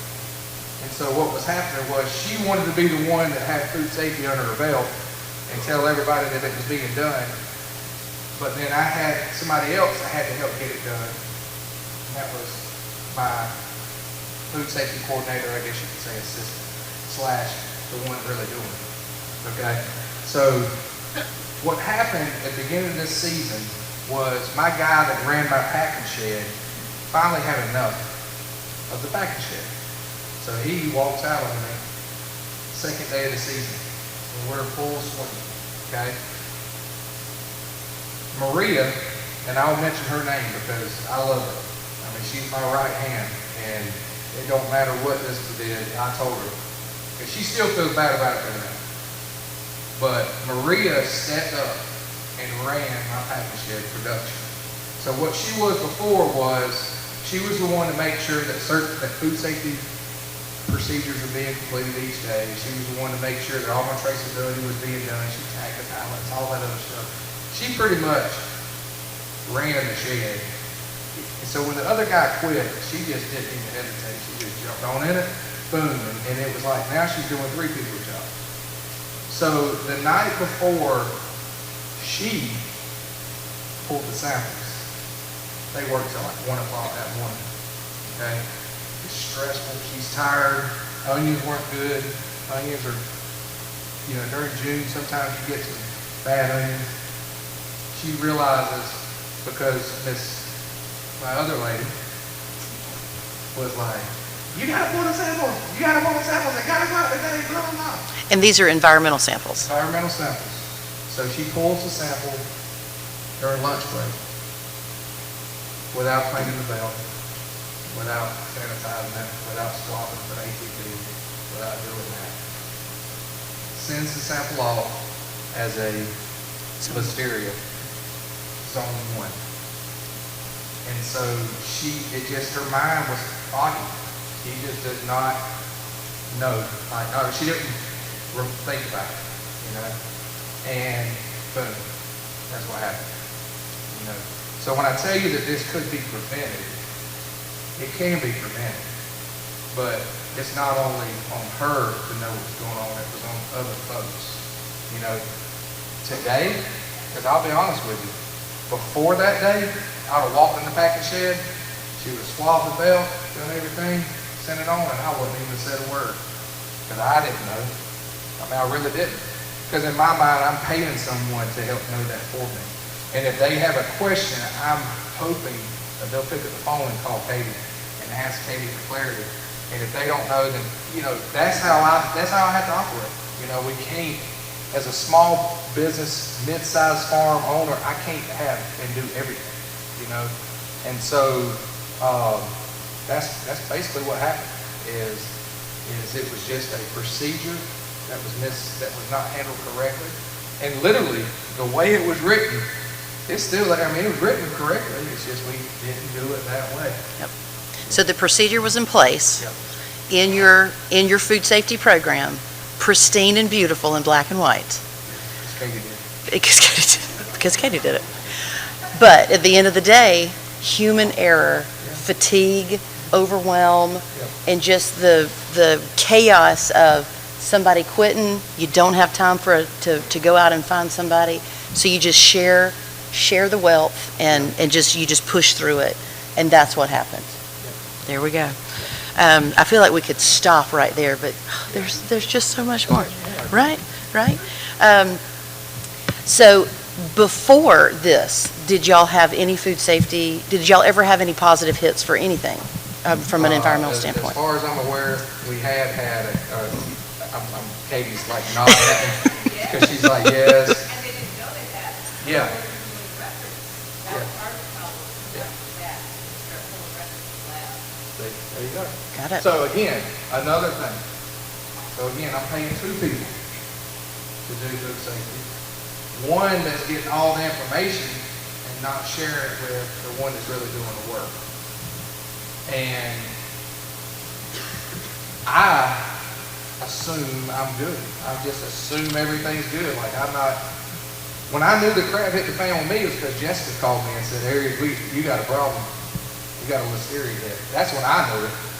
You know, I didn't know all the other stuff because we were doing our testing. We were doing our audit. You know, we were doing our audits for requirements. I mean, we were doing our stuff, but you know as well as I do, sometimes folks can make things look like it's peachy, hunky-dory, but they really need to make sure that it's all being done correctly all the time. So, you know, and don't get me wrong, the generation of what she was in, the lady I'm talking about, was in the previous owner's generation when they thought food safety was who cares? I mean, this doesn't make sense. You know, no, it does make sense because now, you know, everybody requires it. Oh, and it's all electronic, and now they can pull it up, and you know.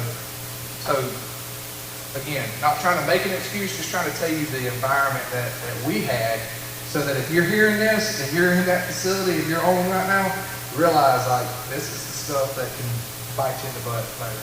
Yes, that's right. Okay, so we pulled the sample. We didn't clean. We didn't sanitize. We pulled a sample. It came back hot. It was in fact mono. I think the only thing that I would jump in with is when you and I started talking in that June timeline, it wasn't 100% clear yet that you should have pulled the trigger and issued a recall. Because when he first started going through this, I'm going, this doesn't add up. You may have a positive, but there are things in place, even from an FDA perspective, that you can do in order to mitigate these things and not issue a recall. But as the days rolled on, we did in fact need to go into a recall. So to kind of fast forward, we got about 10 minutes left. So to kind of fast forward this, the samples came back, then you started working with your marketer. Your marketers started working then with their clients, and then their clients / retailers, wholesalers were then pushing back and saying this is what we need. So talk a little bit about that, and then we'll get into some of the changes that you've made. Okay, so, you know, real quick, I mean, that doesn't take a lot of explanation. My marketers immediately emailed everybody that we shipped onions to from that cleaning break, and they were like, hey, Aries had a hit, listeria, you know, it tested positive for mono. We need to we were notifying you guys to let you know he wants to bring it all back, blah, blah, blah, let's just get all the information.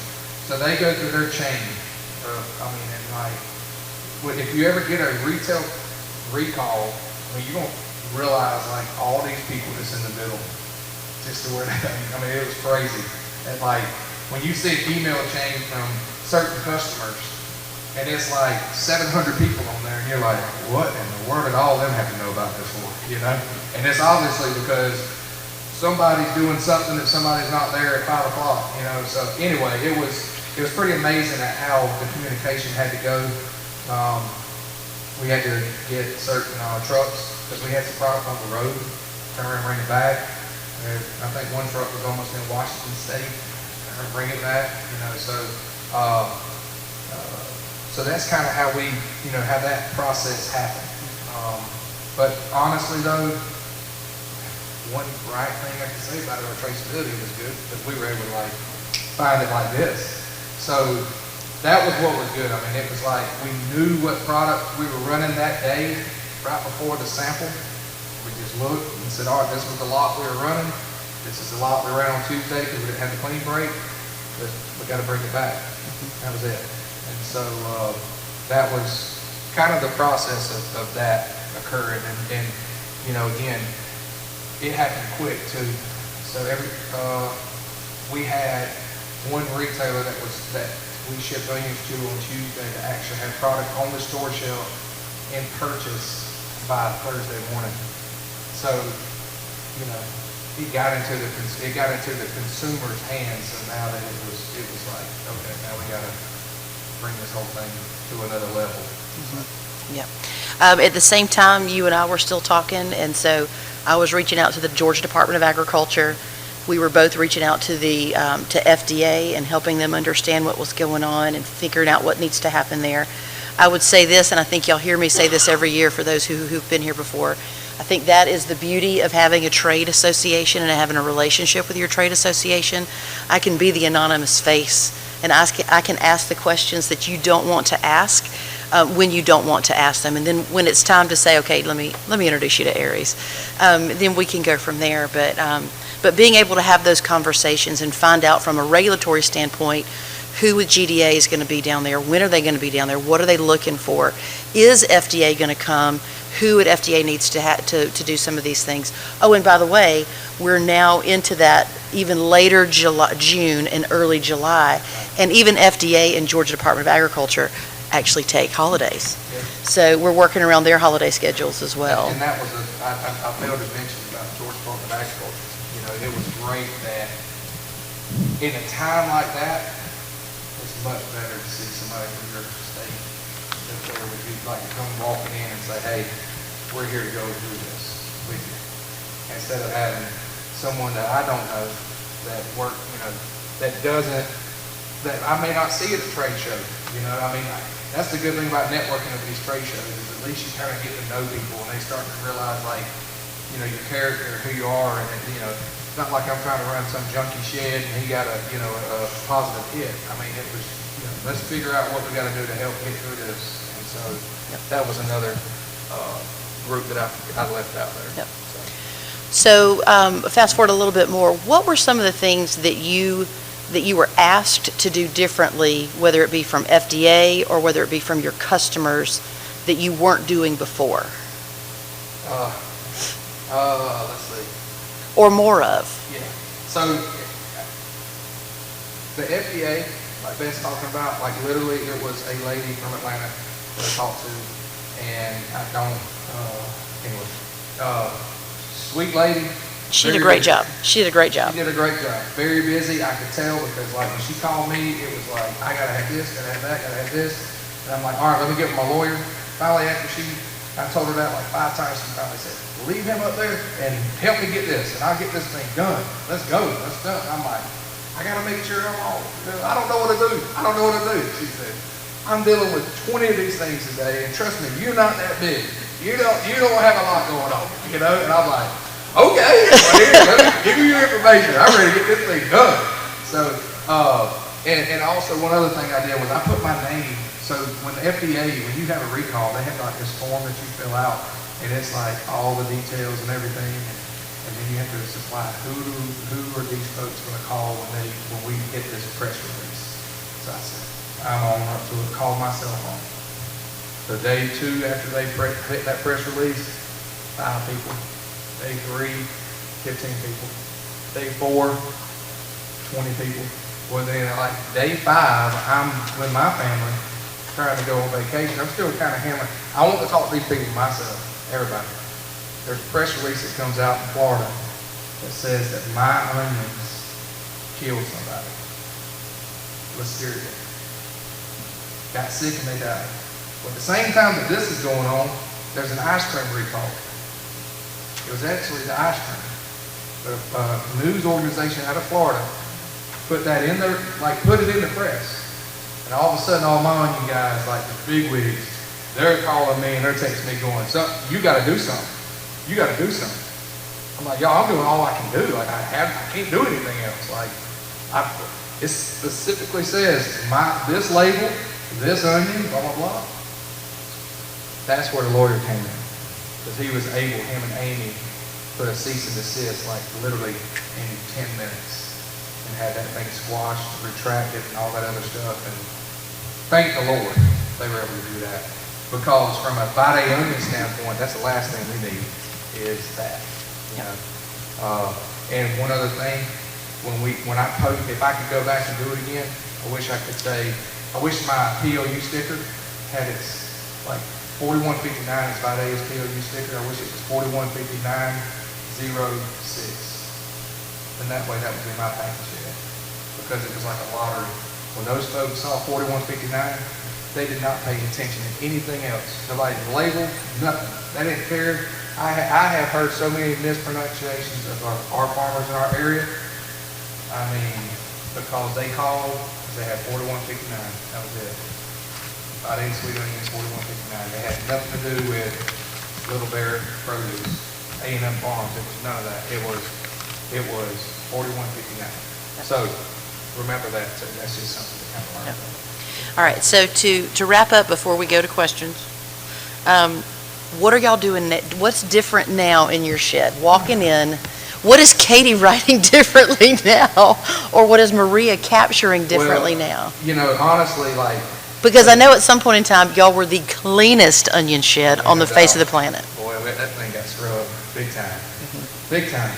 But Katie, honestly, like Katie can answer probably, probably she could answer like so much more accurate than me when it comes to like what we're doing completely different.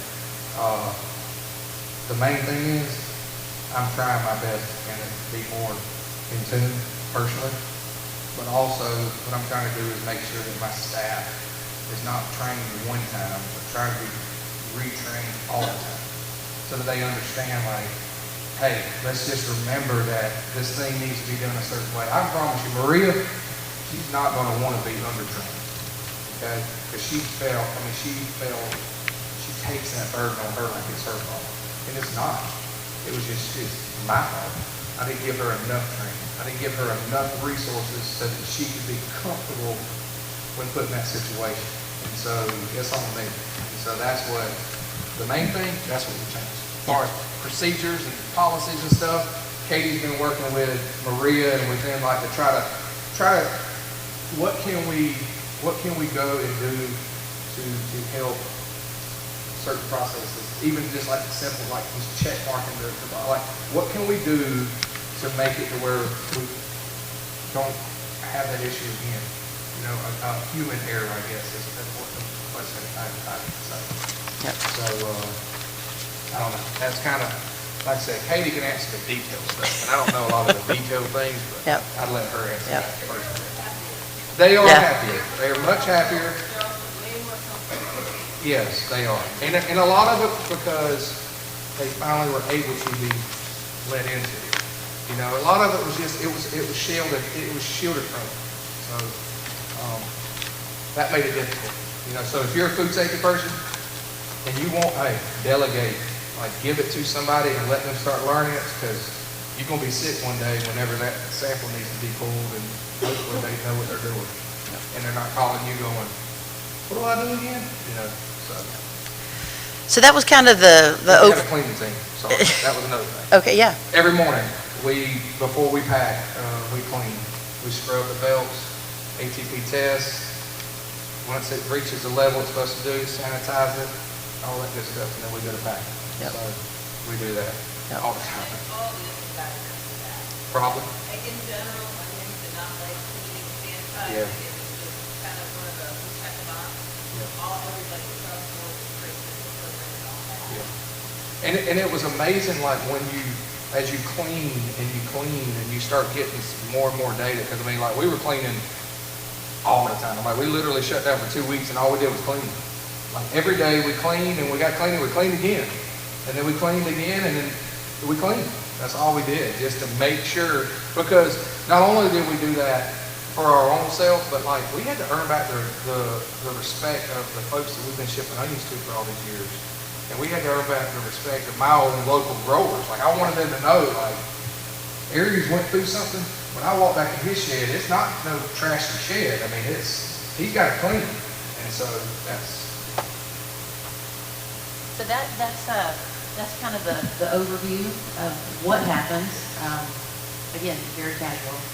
Are there questions? Courtney, Cliff, and Taylor. Go ahead, Gordon. How are you documenting your cleaning process now? Like, document that, like, do like a doc form or like an iPad, like writing it down? All right, the question was, how are we documenting our cleaning process? So since this happened, I also joined with Highland Hub, and the reason I did that was because I'm trying to get things in electronic format, number one. Number two, I'm trying to get it so that when certain procedures aren't being done, I'm notified now. And so Highland, Katie works with them and she goes in, they create the document for that cleaning procedure daily that we use. And in that, I mean, it's like you have to check mark that you mix this much Dawn with this much water, or that you scrubbed it and your ATP's a certain level, and then now you're able to proceed. So it's more of a process. Correct me if I'm wrong, Katie, but isn't that what they're doing now, kind of through that? So does that answer your question, Courtney, as far as? Yeah, and then like after the person completes that, is it going to you as like the verifier? It's going in. So I've got verifiers, not just myself. I can verify, but with the daily thing, they verify. But what it does is, if the person that is supposed to key it in, say the person that's cleaning, does not do it by 8:30 in the morning, it notifies me. So now I'm like, okay, why didn't y'all clean? Oh, we're not packing. Or, yeah.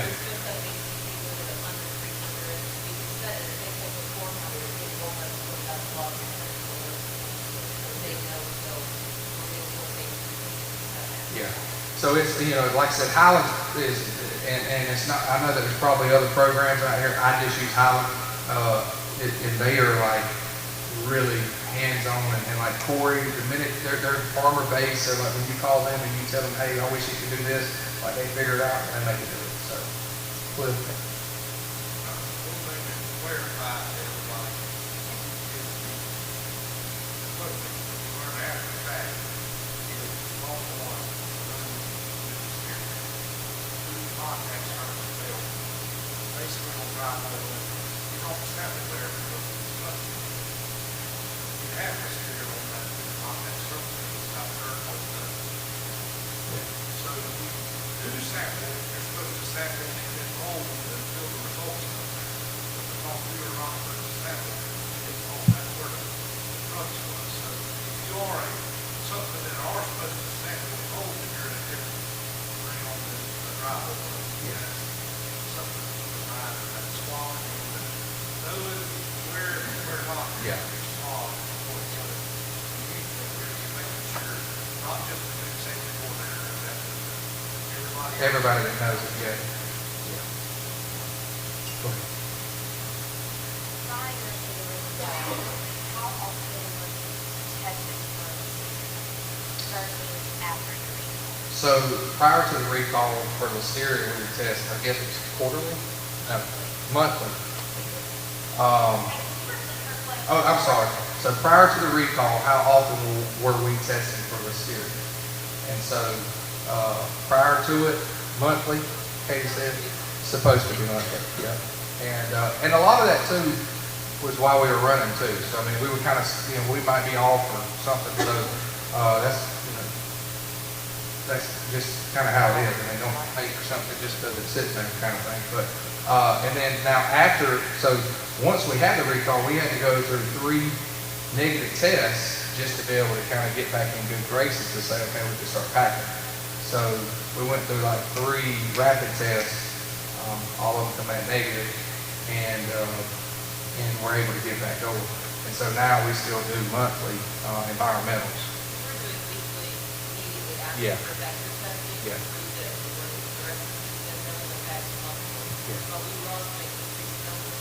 Yeah. Yes.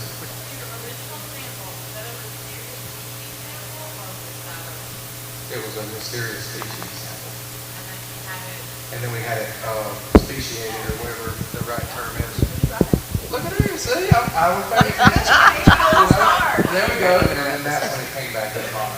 Because if I'm not mistaken, again, it's the procedure thing, and it's all kind of great to me now, because I really try to forget about that whole bit. There's been therapy. Yeah. Had it not come back with mono, I would not have had to go like to the next step of like notification of, I guess, as deep as I had to go. So we've got to go ahead. I've got one more question. From a financial standpoint, how bad did it hurt? And the reason why I'm asking that is because I think a lot of times farmers, they're not proactive enough, and they would rather deal with the issue when it comes.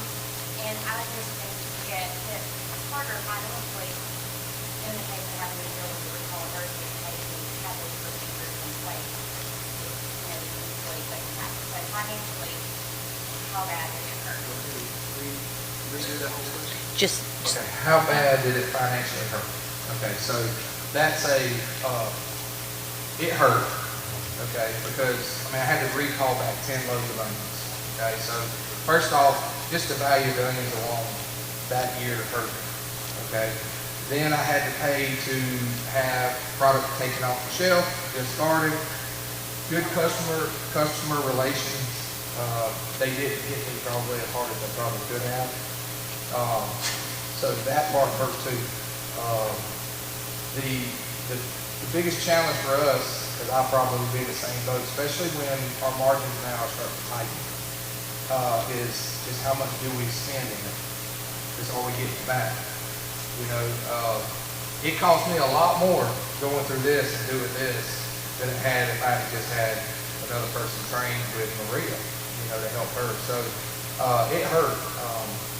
I valued it for myself. Just on my smaller recall, at least $500,000 loss on my business. So, and I still feel it today. So I mean that's just me being fully transparent. And so it definitely hurts. And as an owner, it is tough to figure out like how much money do you budget towards that? Because are you going to get it back? Is it, are you getting it back from, like if I go and if I'm the top food safety person in the onion industry, when they pay for my onions, are they giving me a nickel extra per box to be the top food safety person? That's the question. That's the problem sometimes that we run into. Thank you. So, Aries, thank you very much for being transparent and to maybe rip that wound open one more time. But we definitely appreciate what you've shared. And I think again, the comparison of Natalie and Natalie is like in the Miss America pageant, and we're like a 5-year-old on Christmas. So that's the comparison of our two talks. All right, now easy now, Mr. Yeah, for me, it affected you financially, stress and everything else. Did it not affect the industry as a whole? Did it affect the industry as a whole? We're still selling onions. Is that what you're meaning, like as a whole? So, It affected the entire vitamin industry. yeah. The ratio of wild and recalls. Yeah. Did the recall impact the sale of Vidalia onions during that time? I think that, I don't think, and I can't speak for everybody, because I, like, you know, a couple of the growers are in here without me, you pointing them out, but like, no doubt, it threw that red flag up, but I think that because of their programs that they have in place and what they were doing at their sheds and the relationships they have with their customers and the retailers are like, listen, y'all got this thing down, you know, because at the end of the day, we're all individuals, and then but then, you know, we have that flowers by day name. But I think that because of their relationships with their customers and all, it was just like, hey, we're just going to keep going business as usual. Y'all already identified it in one place. I mean, you know, so I don't think that the industry slowed down on shipping any onions. And I think that the biggest kick was people walked in maybe for a day and didn't see onions on the shelf. And then they walk back in the next day and they're back on the shelf in the stores that were recalled due to where my onions went to. If that answers that question. So thankfully it was not the Florida tomato deal. Thankfully it was not that. You know, it was not that devastating. So. All right. Thank you. All right. Thank you.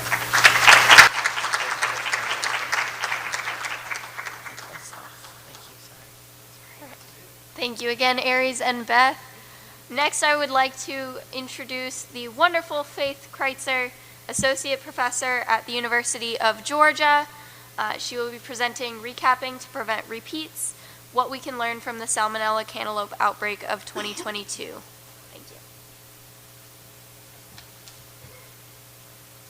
Great, thanks everyone. I'm not only going to talk about, I was like, oh, that stuff's not up there. So I'm not only going to talk about the 2022 cantaloupe outbreak, I'm going to talk to you a little bit about going to an outbreak that started in 2012, right? Because they are definitely daisy chained together. And I think it's an important lesson to learn, not only in like, it may happen once and it's really awful to live through it, but then it may start showing up as the FDA has gotten better and better tools under their belt. So it really is starting to feel like a bad movie with a lot of sequels and nobody likes it, right? And it feels like if you're growing that commodity, and we know that melons are an important commodity within Georgia, a lot of the times these issues were present in Southwest Indiana, but a lot of times Georgia production is happening at the same time, right? So when they're trying to suss out which entity, if they think it's melons, is causing this, it's really kind of hard. This is not by any means a new thing. This has been going on for a very long time. We've known about this association since the 70s. And more often than not, when we say melons, about half the time it's going to be cantaloupes. Overall, salmonella tends to be the foodborne pathogen that we see associations with the most with cantaloupe outbreaks. We do have really great examples like the Jensen farms, right? So clearly it can be in other organisms, but I would say a lot of the procedures you have in place are going to help you at the end of the day. Why cantaloupe? Well, you know, in reality, they point to things like there's a netted surface, right? So you have more surface area, a little bit of different structure, right, with that netting, and that may give you a few more harborage points. One of the biggest things, if you were ever to happen through wounding or insects or, you know, from otherwise infiltration, you know, unlike a lot of fruits, there's not a lot of acidity in that melon. So a lot of times you're going to see opportunities potentially for growth. And that's why we've maybe seen a few associations more with fresh cut melons and, you know, and some other of our more acidic fruits and things along those lines.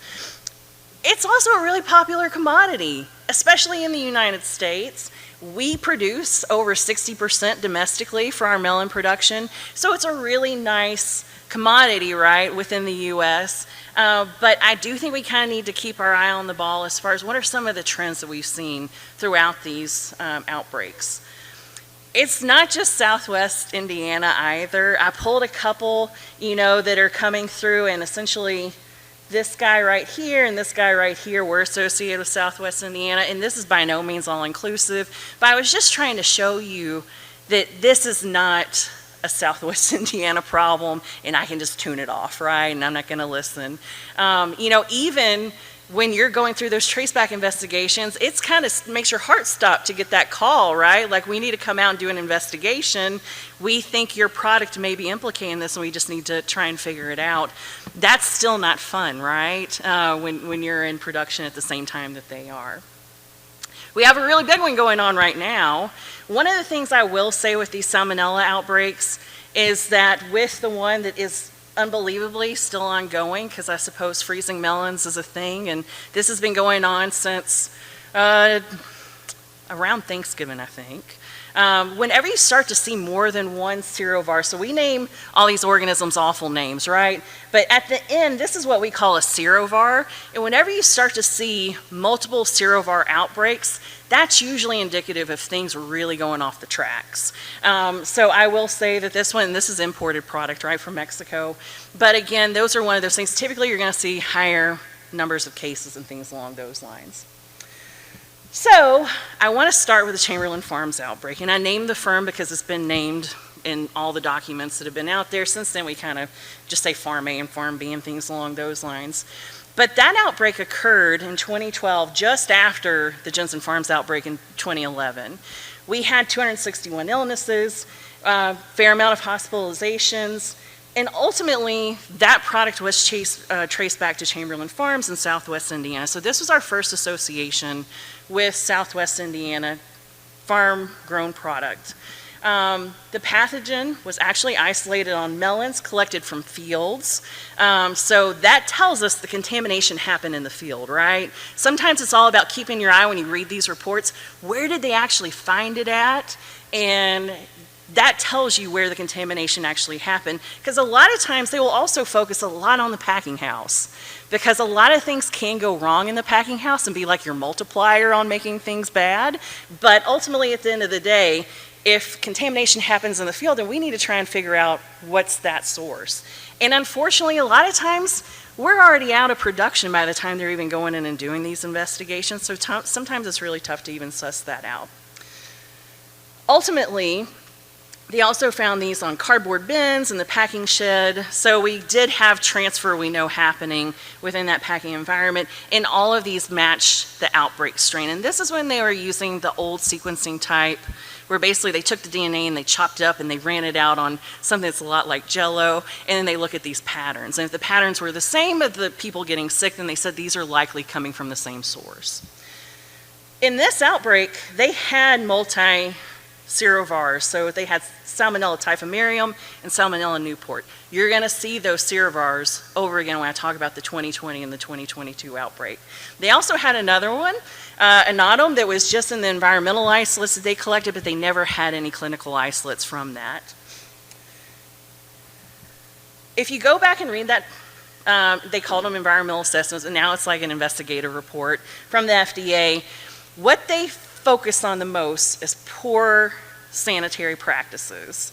And they kind of lump everything in poor sanitary practices, but they are quite broad. The first thing that I kind of picked up on in reading that report is that within this region, they have a really high aquifer. They have really shallow wells. And their wells typically range from 30 to 40 feet. A lot of times when you have aquifers that are that high, it's not the same as if you had a 150-foot well, right? Because essentially, that surface water can infiltrate that well, and even though it's a well, it is very much like surface water. So it'd be similar to pulling from a pond or from a river, something along those lines. That's really important to keep your eye on. They also focus a lot on wellhead maintenance. It is important that you don't let the water run into the wellhead also. So that's also important, but I think there's evidence that there's other issues at play, as we'll see with the other outbreaks. Ultimately, they did find coliforms and E. coli. Both of those are just indicator organisms in this water. They didn't find the salmonella that they were associating with this outbreak, but if I find E. coli and coliforms in my well water, that tells me that that well water is definitely under the influence of surface water, and I need to be thinking about that. They did have some pictures released from this packing house that I snagged off of a few publications, because this is actually a talk I gave in 2020 13, I think, when I was, it's funny how things come back around. They cited a lot of things in the packing shed, and the FDA does tend to focus on the packing shed because it's more, it's similar to all the other manufactured foods, right? And it's typically there and something they can look at and focus upon. But ultimately, again, they knew that this product was contaminated at the field level at the end of the day. They did note a lot of things, like you can see water pooling here. What I would say is, and it's directly under where they're, that looks like a grading table, right, where they're packing into. This is an issue, right, especially as you can get people splashing through that water and transfer on. And at the end of the day, microorganisms need water to grow. And so the drier you can make it, the better off you are and less likely you are to see that growth. But this is going to always be a red flag as a potential source of contamination. As you move these pallets around, right, you're spreading this all over the place. They also looked at the surfaces, right? And we had a lot of painted equipment that didn't appear to be getting cleaned a lot. This is, again, where they're packing out of. This is a wood table with carpet on top of it. I came from Washington State just recently. They use a lot of wood bins in Washington State. You will never sanitize wood the same you will something that's not impermeable, right? So porous. But at the end of the day, they do the cost analysis and they're like, we think we can still manage these fine. When it comes to putting something on top of wood, though, that just holds on to water, you're kind of asking for a disaster, because even though you're at the dry end of that line, you're going to never be able to clean that carpet. And we, I think, have phased out of this a lot. But ultimately, probably a bigger issue was just that water and moisture getting trapped in there, and the fact it wasn't cleanable, and you had really porous surfaces at play. And I think we all can agree that that picture doesn't look so great and clean, right? But I've seen plenty of, people running tomatoes on a grading line or something like that, and they get squished throughout the day and things get messy, but you need to come in and be able to clean it up at the end of the day. One of the bigger things was that they could also not provide any records on how they're sanitizing their dump tanks. And they had no records to prove that they were actually monitoring the chlorine they said they were using in their dump tanks. And I think we all know if it's not written down, right, it didn't happen. So ultimately, that meant they also focused on the fact they were packed with a lot of moisture when they were packed out. But the chlorine in the dump tank is a much bigger issue to me. Why do we care about this? I know I'm talking about cantaloupe, but this is a great example. You may have sporadic contamination. That fruit is going to look the same as any other fruit. You're not going to be able to pick it out. You're going to bring these into your packing line. You're going to put them into that water. And what that water does is it acts as a really great transfer point if you don't have a sanitizer in it. Because you're going to get some of those falling off. And then you're going to have your other tomatoes come through, or whatever your produce item is, and then you're going to get transferred. So it almost acts like an inoculation vat at some point. So the one bag egg really did ruin it for everybody. But if you have a sanitizer in there, you are going to see that that sanitizer's job, it's not going to do anything for this guy. It's not really there to take its ills away. So that's why I tell people, really train your packing crew, leave it in the field, right? Don't bring it with the problems with you. It's still going to have salmonella or whatever on it, but that chlorine or PAA or whatever is going to inactivate those cells that fall off really rapidly, and then your other fruit's not going to be an issue. This is just another example in a table format where we took and we inoculated one piece of fruit, we put it through really small scale, but just looking at that transfer rate, and it is pretty astounding what some chlorine will do. And we went high here. You can go much lower and still get similar inactivation rates, but this was similar for the commodity we were working with. So, takeaway from 2012, product was contaminated in the field. The wells indicate that they're under the influence of surface water. The packing and holding conditions may have compounded issues, but they ultimately were only compounding issues that happen in the field. We also saw Salmonella Newport come up in 2012, and this was also traced back ultimately to Southwest Indiana. The investigation happened after the season had already ended, and the watermelon season was kind of at its tail end. They took environmental samples, which tested positive. They weren't similar when they came back positive for salmonella to the outbreak that was ongoing, but what they did notice that they were actually clustered with other isolates that were in from that, they call it the 2013 isolates, but they're actually from that Chamberlain Farms outbreak isolates, as well as some of the isolates that they pulled in the subsequent years at retail from that area. So we're going to see, these are where they got their positives from, and these are all the different types of salmonella. We're going to see this typhimurium pop up again in 2022. So what I will tell you is the difference in what happened in 2012 versus 2020.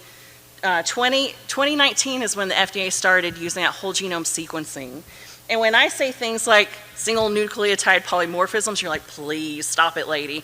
But what that is like we have this big genome, like 1.5 million, nucleotides that make up our DNA.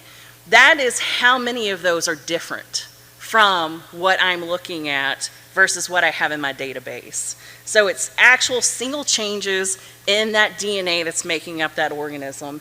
And where you see more similarities points us to the fact that they're likely coming from similar reservoirs, is what the FDA leans into, and the CDC also.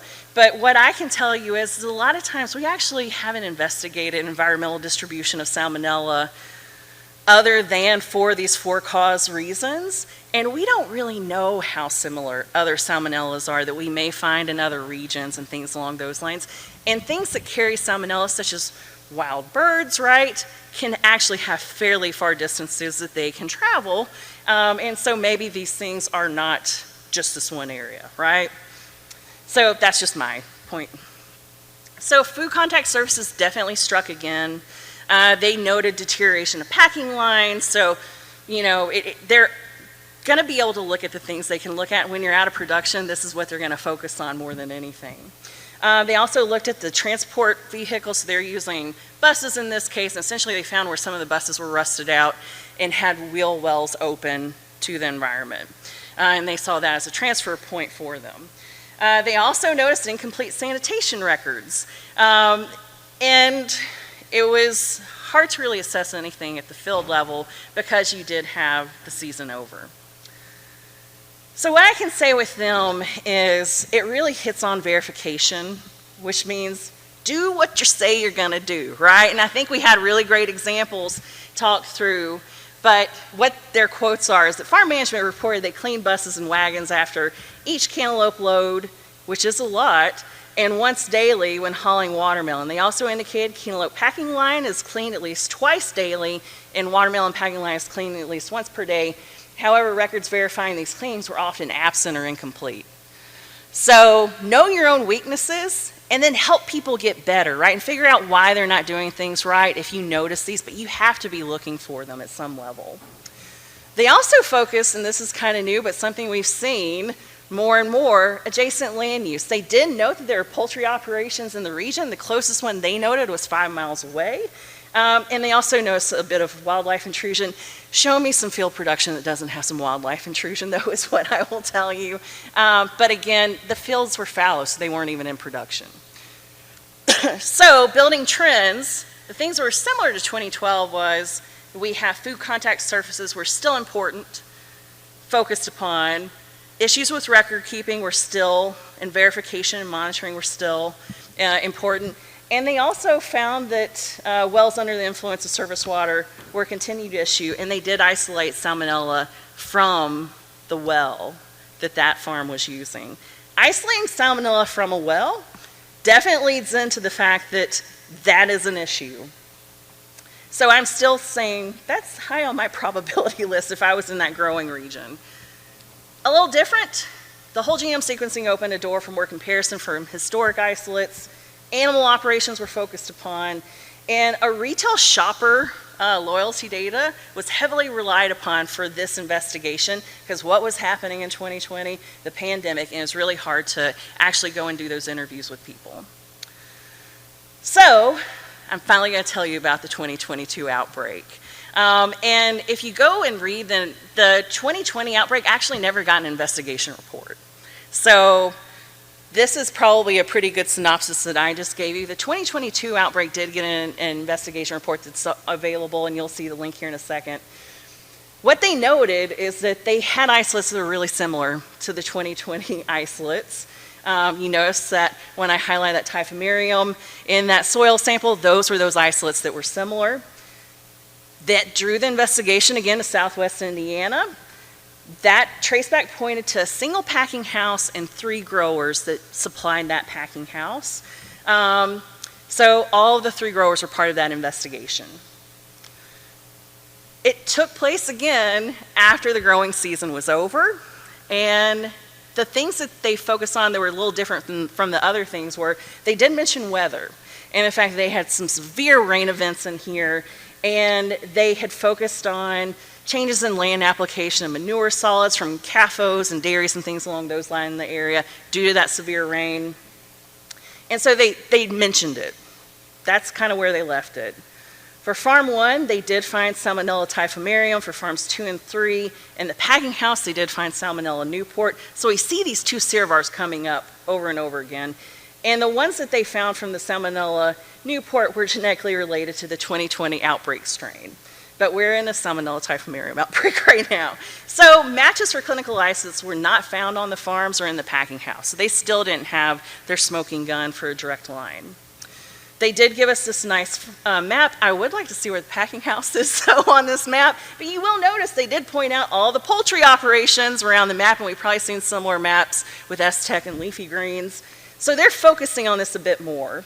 Salmonella isolates collected from all of the farms and the associated packing houses were genetically related to both the multi-state outbreaks of salmonellosis associated with melons as well as poultry. In poultry production, they go in and look for isolates in raw poultry, right? Because they're also interested there. And those isolates are also uploaded in the database. So now they're starting to look for connections at that level. Know that poultry was from like Missouri. It's not necessarily from the area, but it should be noted. So as far as investigation details go, the sanitation programs really lacked continuity with SOPs, but they had gotten significantly better. I will say they were doing a lot of the right things. They were doing ATP monitoring that they had mentioned in the report, which we didn't hear mentioned in the other reports, for looking at how clean those surfaces were. They did have good SOPs written for how they should go and clean those surfaces. But there was breakdown in how it was actually executed. And they figured this out by interviewing people.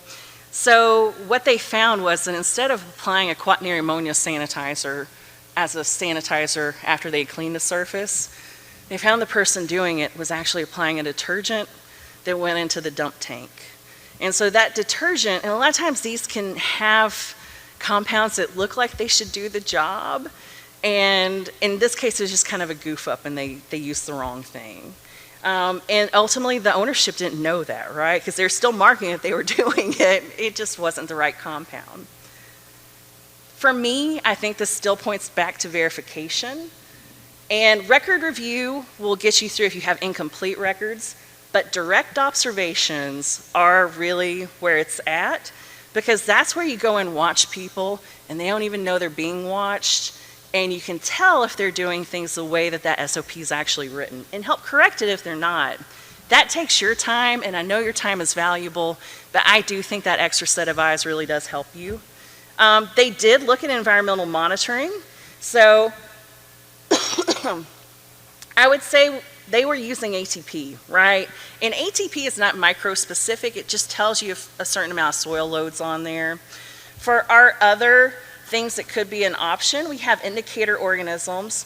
E. coli and coliforms are always very broad indicators, but they are microorganisms. So if you swab after you've sanitized and you still get high levels, that's indicative of an issue, right, with that process.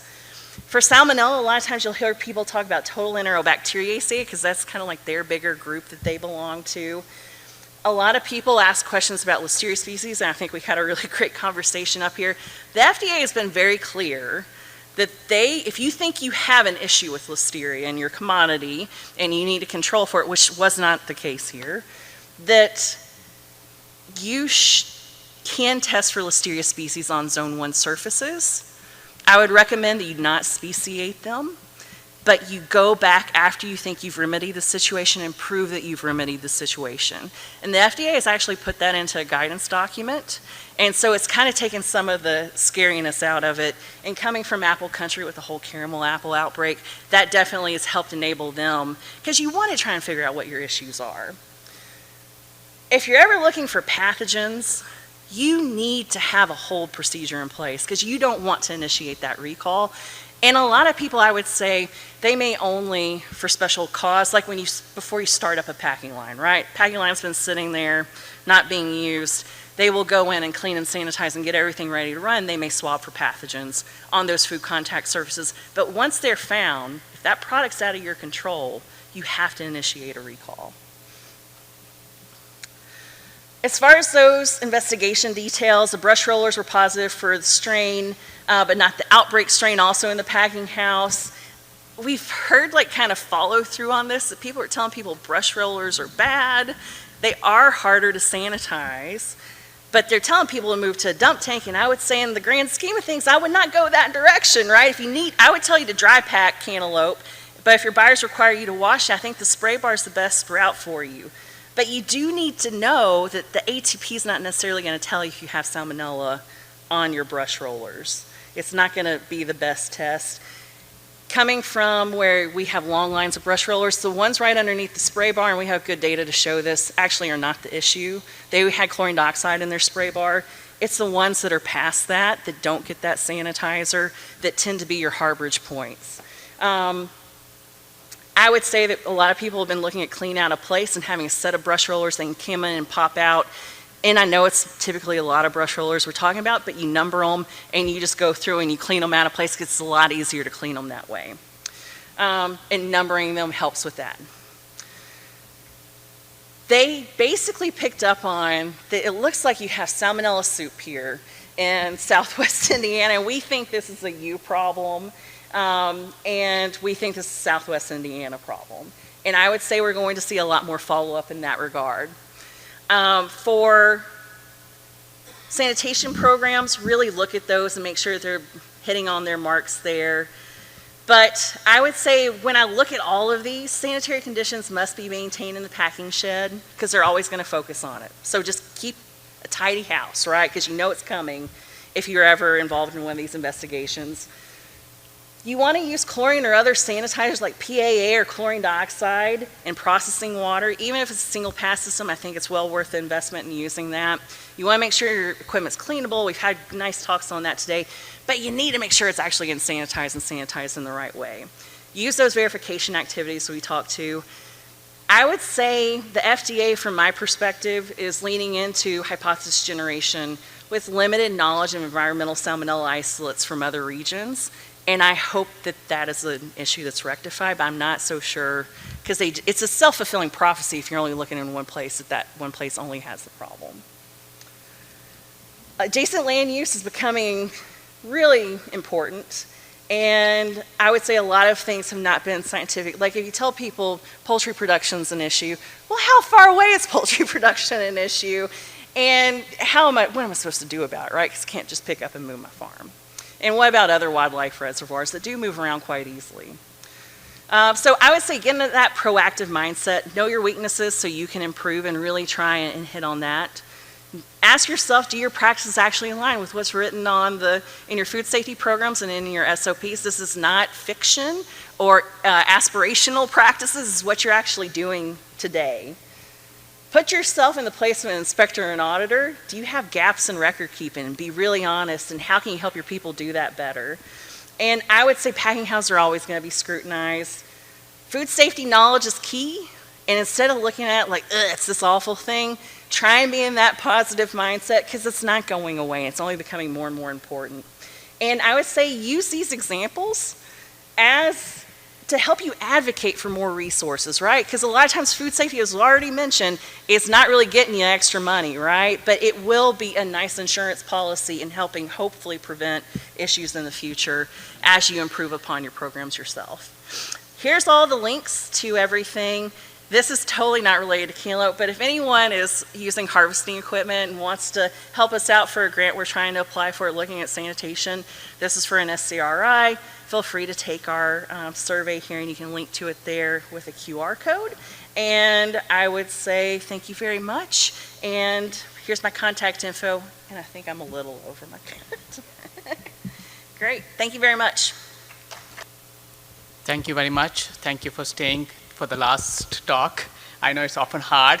The temptation is to let's get out of a long day. I'll try to complete that session on time and probably before time. So I was thinking of the title for this talk when Lauren reached out to me. I thank you very much for inviting. I was thinking about talking something that, maybe something novel, something that may be different than some of the other talks that you have seen. I was thinking of the title, although I wrote AI-enabled detection of bacteria just to be more clear, but the title of this talk could be what is common between food safety and your self-driving car. Okay, so if you have seen a self-driving car or driven a self-driving car, this is where this is going. That's what the take-home message is, that there are a lot of things that are common between a self-driving car and your food safety. I'd like to acknowledge the students and the postdocs who significantly contributed to this research. Also, we talked about relationship with growers, your distributors. As a researcher, often we have to, in food safety, develop a relationship with people who are really outside our field. So these two individuals, Professor Liu and Professor Earls, are with computer science background. So talking to them about microbes was almost like going back and talking about, reteaching each other. So it's almost like visiting kindergarten, like, okay, what is a microbe? Why does it look like this? How is it different between one microbe and all other microbes? Why are they not same? So, that's a learning process and finding the funding that supported this research effort over several years. And in the interest of time, I'll only be sharing some of the key results that has come through these efforts. So we talked about bacterial contamination in food supply, and it could start all the way from farm, go through your packing, processing, distribution, retail, and restaurant industry. And one of the challenges is that how do we find where microbes are? And still, microbial testing is one of the gold standard way of finding that you have a problem. And often it requires you to isolate a living organism, and that takes significant amount of time, resources, and effort on range of people throughout your industry, from your food safety manager to your testing lab, getting the data back to you, and then various layers in between. And so the challenges in bacterial detection are significantly about time. We need to improve this to get early detection so that you can so you don't need to hold the product for a long period of time. And this session talked about food recalls. So if you could get your answer in 5 hours, would that be much better than waiting for 48 hours? And significant part is cost. How much time does it take for you to collect sample and send the sample back to your testing lab, and they to send the results back to you? And the labor involved in the process is significant. And as more and more instrumentation comes in, the cost goes up. And if you're sampling more and more, your cost is increasing as a function of time. It's not getting cheaper. And when it comes to accuracy, there are significant challenges, especially when we deal with food matrices or even with environmental samples. Both the sensitivity and specificity can be compromised of any test compared to what you test in an ideal environment. So just to give you an example of standard testing process, so you start with a food sample. You often enrich it, isolate it. Then you do identification through biochemical test, which could take somewhere between 3 to 5 days. And that's the gold standard method. Significantly time consuming, often. Now, we have made significant progress in terms of overcoming some of these difficulties. So you have a slow analysis and relatively low specificity because you have multiple colonies or microbes growing on it. And as you can see, they can be different. So we have made significant improvement with molecular tests such as nucleic acid isolation and amplification test, as well as amino acids. Now, depending on how this test is done, this may be confirmative or not. If you did not do enrichment, you may have a DNA sample that you isolated, but there may not be any live microbe in the sample. So this becomes a trick part in terms of balancing the speed and the accuracy of the test. And often we find that the sensitivity decreases when you look at real samples in the environment or the food. The sensitivity levels are not as high as what analytical standards report. And the cost is still high because each PCR run is somewhere between $20 to $25. So if you multiply the number by all the swabs that you did, you can come up with a cost there. And often these need well-trained resources. You cannot do it in your facility today. You need somebody, a dedicated lab where you send a sample, they run the test, hopefully they did everything right, did not cross-contaminate the samples, or did anything wrong that gave you false positives then. So the advantage of these tests often are that they are relatively rapid, often require enrichment, but they could have a higher false positive rate or high cost depending on the instrument and the labor that you need for this. So a couple of years ago, we started thinking about this problem, and I went from a triangle to a pentagon. Now I have elevated levels of security here. So we're thinking about how can I bring time, cost, and labor cost down while improving the sensitivity and specificity of the test. So that's the challenge we had. So the approach we came up with was that our solution at that point was that instead of looking for a colony of the bacteria that we can see with a naked eye, because it is a couple of millimeter or a couple of centimeter wide that you can see on a plate, can we look at something called a microcolony? So microcolony is nothing but a smaller version of the same colony, but you need a microscope to look at it, a light microscope. A simple light microscope these days costs from Amazon from $50 to $100. So if you have $100 to spend, would you spend that $100 on a simple light microscope that can potentially look at this microcolony, which is on the size scale of 50 to 100 microns in size? And then use this microcolony features with AI for data analysis. So the AI in this case is the brain, which looks at these features and tells us, okay, this colony looks like from E. coli 0157, and this is different from Salmonella. So that's the question we asked. Is it going to be that specific or not? So we want to address some of the key challenges, which is to remove the noise from the food. Food is a big matrix in this presence. Identify feature signals for target bacteria, speed up detection, and potentially automate this entire process. So you don't need people to do this process. This process could be done by a machine, and read by a machine, you get an answer on your cell phone at the end of the day. We are not there yet, but it's a journey in the process. So we look at macrocolonies. We isolate these colonies and do classification, often with biochemical assay in conventional assays. And this is what microcolonies look like of different bacteria. They're different shapes. So can we train models that look at these different shapes and differentiate between one species from another species in this case? So it's a one-step isolation and classification. And hopefully we can show you that this process could be done within 3 to 4 hours, entire process, from starting from a sample to imaging and that data analysis in this case. And that's the question we were asking ourselves. So I just want to show you, sorry, I pressed too fast.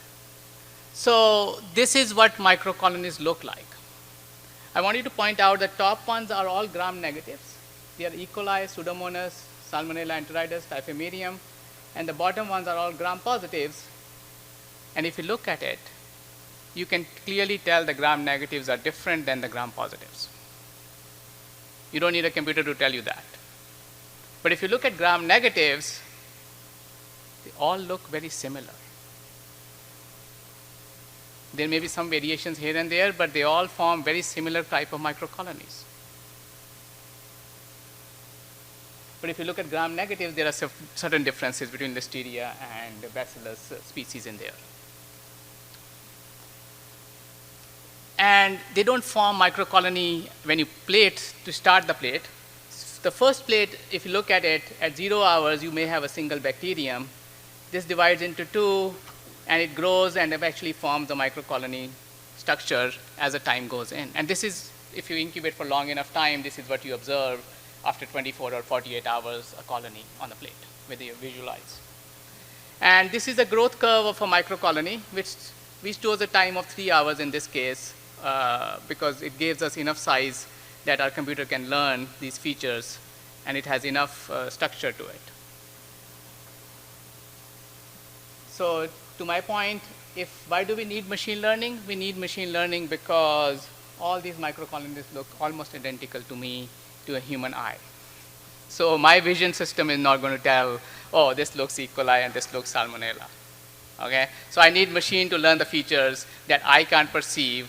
It's almost same as I can't self-drive my car, but a computer can self-drive my car. Okay? So coming back to self-driving cars. So you can enjoy your banana while you're driving.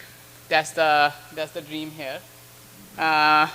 So the idea here is, can we go from detecting these bacteria on a culture plate within 3 hours using an object detection algorithm. It's called YOLO. It doesn't stand for you only live once. It only stands for you only look once. By the way, all of you who have Instagram accounts, that's the algorithm that Facebook made for finding your pictures and by looking only at once. Okay? So Instagram is using the same algorithm that we're using in this case to look at bacteria. Okay? So the idea here is that this method will allow us to localize and classify bacteria using this algorithm. And the microscope is simply here to collect the data in this case. And we need 3 hours of incubation time to get to the microcolony. And then this algorithm works, I'll show you some images of it. It works at a rate of 30 images per second.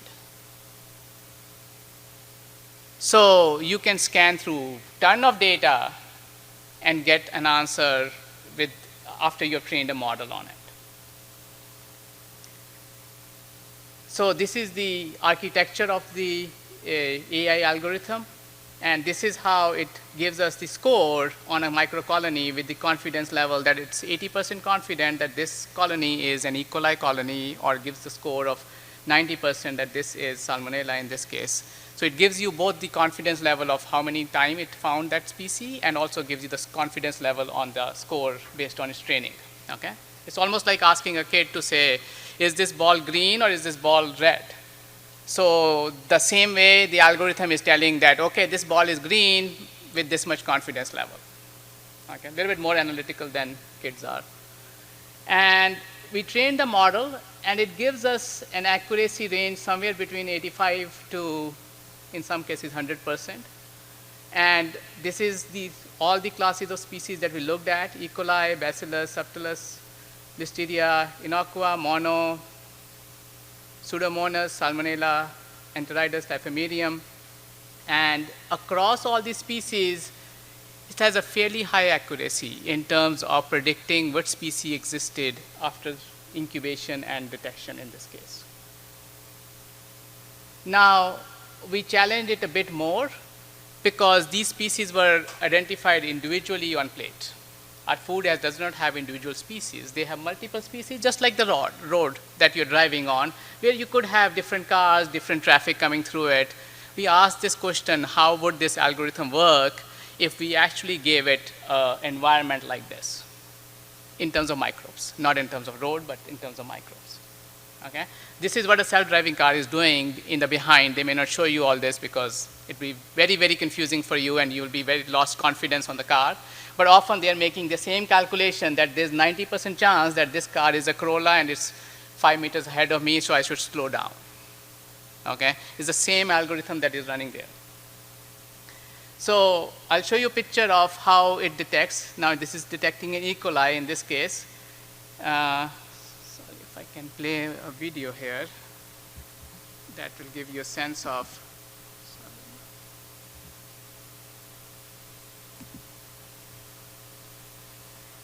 Okay, so now it's moving through all the data set. We mixed the species. We actually put all of them together and said, okay, find E. coli in this mixed pool of things. And this is The earlier picture was slow down. This is the fast speed, and it is doing that analysis at that speed. Same speed, how the self-driving car is running, this is doing on a culture plate. Okay? I don't want to get you dizzy here, but so we asked the question that if we mixed E. coli and non-E. coli 1-to-1, did it find E. coli? It found E. coli in the sample. We said if we mixed E. coli to non-E. coli 1-to-10, does it find E. coli? It still finds E. coli. It is not highly quantitative. For example, here it gave us an answer which probably like 20% E. coli, although there was only 10, 1 to 10 ratio. So here it gave a little bit over predicted, but it found E. coli. Now this could be my delusion, like because this is sampling part of it. So this was not a quantitative test, but it was trying to see that, okay, if you give it mixed colonies of system and gave it a challenging environment, would it find E. coli or not? Then we challenged it further. We said, okay, what happens if you actually take food sample, romaine, we talked about romaine extensively here. So, and if you inoculate at low level or high levels, the low levels was about, around 1 log CFU per gram of lettuce, and the high levels were around 2 to 3 log per CFU per gram of lettuce, and do the test. It had about 92% positive rate. It missed one case where the actual log was 1 count and it did not detect it. But that again could be sampling issue. When you get to that level of log, how much volume you take to plate it makes a big difference.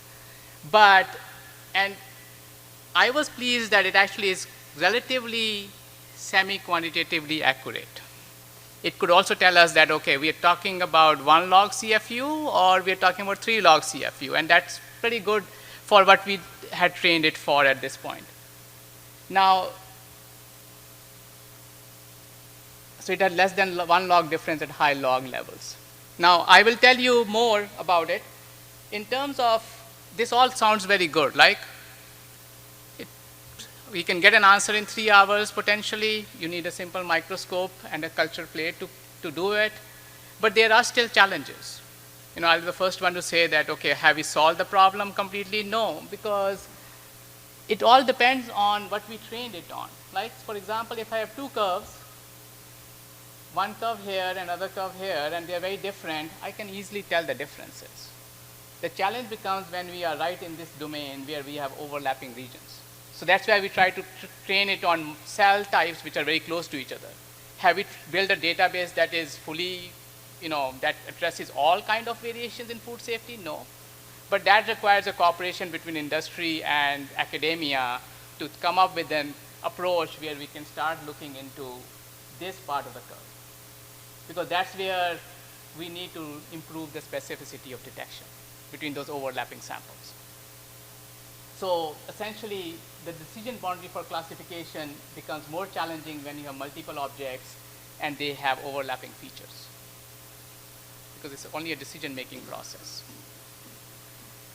Similarly, we are working on portability. We would like to get this to a small size where you can actually take it, the picture on your cell phone even. And we are also developing incubators which are small enough that you can make it and have it on the go, maybe in the back of your truck at some day. So we also are thinking about other innovations in this space. Now, when it comes to microbes are part of our food system. They're not only isolated only with food safety, they are good microbes also. We talk about gut microbiota. There are issues with spoilage also. And then, there are some bad ones also out there. So we're thinking about how can we scale this problem to look at these diversity of challenges out there. So in conclusion, I will say that AI and optical imaging has a significant potential at this point to enhance food safety, including pathogen detection. We think that there is a need for developing a new framework for microbial testing, especially as AI and imaging methods are coming together.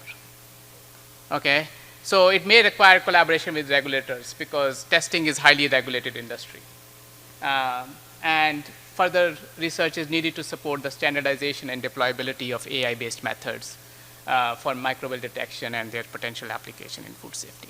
So hopefully it'll be one day as easy as self-driving car, where you will have a self-driving car going through your plant, taking the samples, analyzing the samples, sending you a message on your text phone or wherever you are, and you will keep everything safe.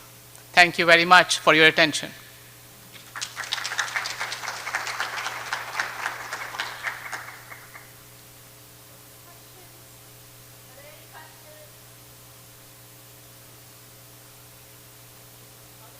When you were training it on media, what type of media do you use? Do you think the media would influence the quality? Definitely. These were all trained on LB Agar. We chose the journal media because we wanted to grow everything. You could use selective media, and media would affect the colony formation. Even the percentage of LB that you use affects the colony formation. So it has to be precisely in terms of what LB percentage you're using, just like any other testing. Because everything affects the fate of the bacteria, how fast it grows, how fast it multiplies. And when I started this project, I was a bit scared because I thought, okay, big data means like I need to collect millions of images, and I'll be probably 10 years, I'll have some data collection, and then maybe some results will come out through it. But I was very surprised, I was pleasantly surprised that these algorithms are so good that, even with 300 to 500 images, we could train a very good, reasonable model. Okay, so they are really deployable from that perspective. And we did not make the model also from our perspective to start with. We actually did something what we call transfer learning. So this model was initially trained to look at cats, dogs, and buses. We basically took the same model and adapted it to look at bacteria. So it's almost like self-driving car model example that I gave earlier. Yeah.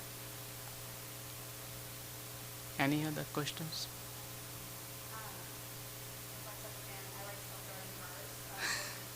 How far do you think realistically this technology is out, like, until we really even beta test this in like a plant or something? How far away do you think, what are we looking at with timeline-wise? I'll divide that answer into two parts. So I think the part of software testing, I think we can probably do it in next 6 months. The part of hardware testing and deployability, where the sample is collected from the field and plated, needs a bit more infrastructure development. But if there are labs, like facilities which have a more established labs, this again could be shrunk down to a year or so for testing in such a facility. Because if we don't have infrastructure, then you have to start with something that is deployable in that environment. Software-wise, I think we are way ahead. The word of AI is changing the way we think about compute, about power of it. If you think of ChatGPT and GPT-4 and all those other versions that are coming at a speed of in 3 months, they have a new version of it. Software-wise, I think we are almost there. The question is, do we have deployability of imaging setup? And if there is and that's what I'm looking for, actually. If there are partners who are interested and have some facility available, we'll be happy to come and deploy it there and test it. We got significant interest from actually both food safety side and spoilage people also. A lot of people want to know what their yeast and mold look like. And yeast and mold is even much harder problem because when you start growing them, they grow much slower than bacteria. It's a multi-day project there. So we got some interest from yeast and mold people also, as well as some bacteria people in this aspect. Thank you very much again for your interest and for staying back. Thank you.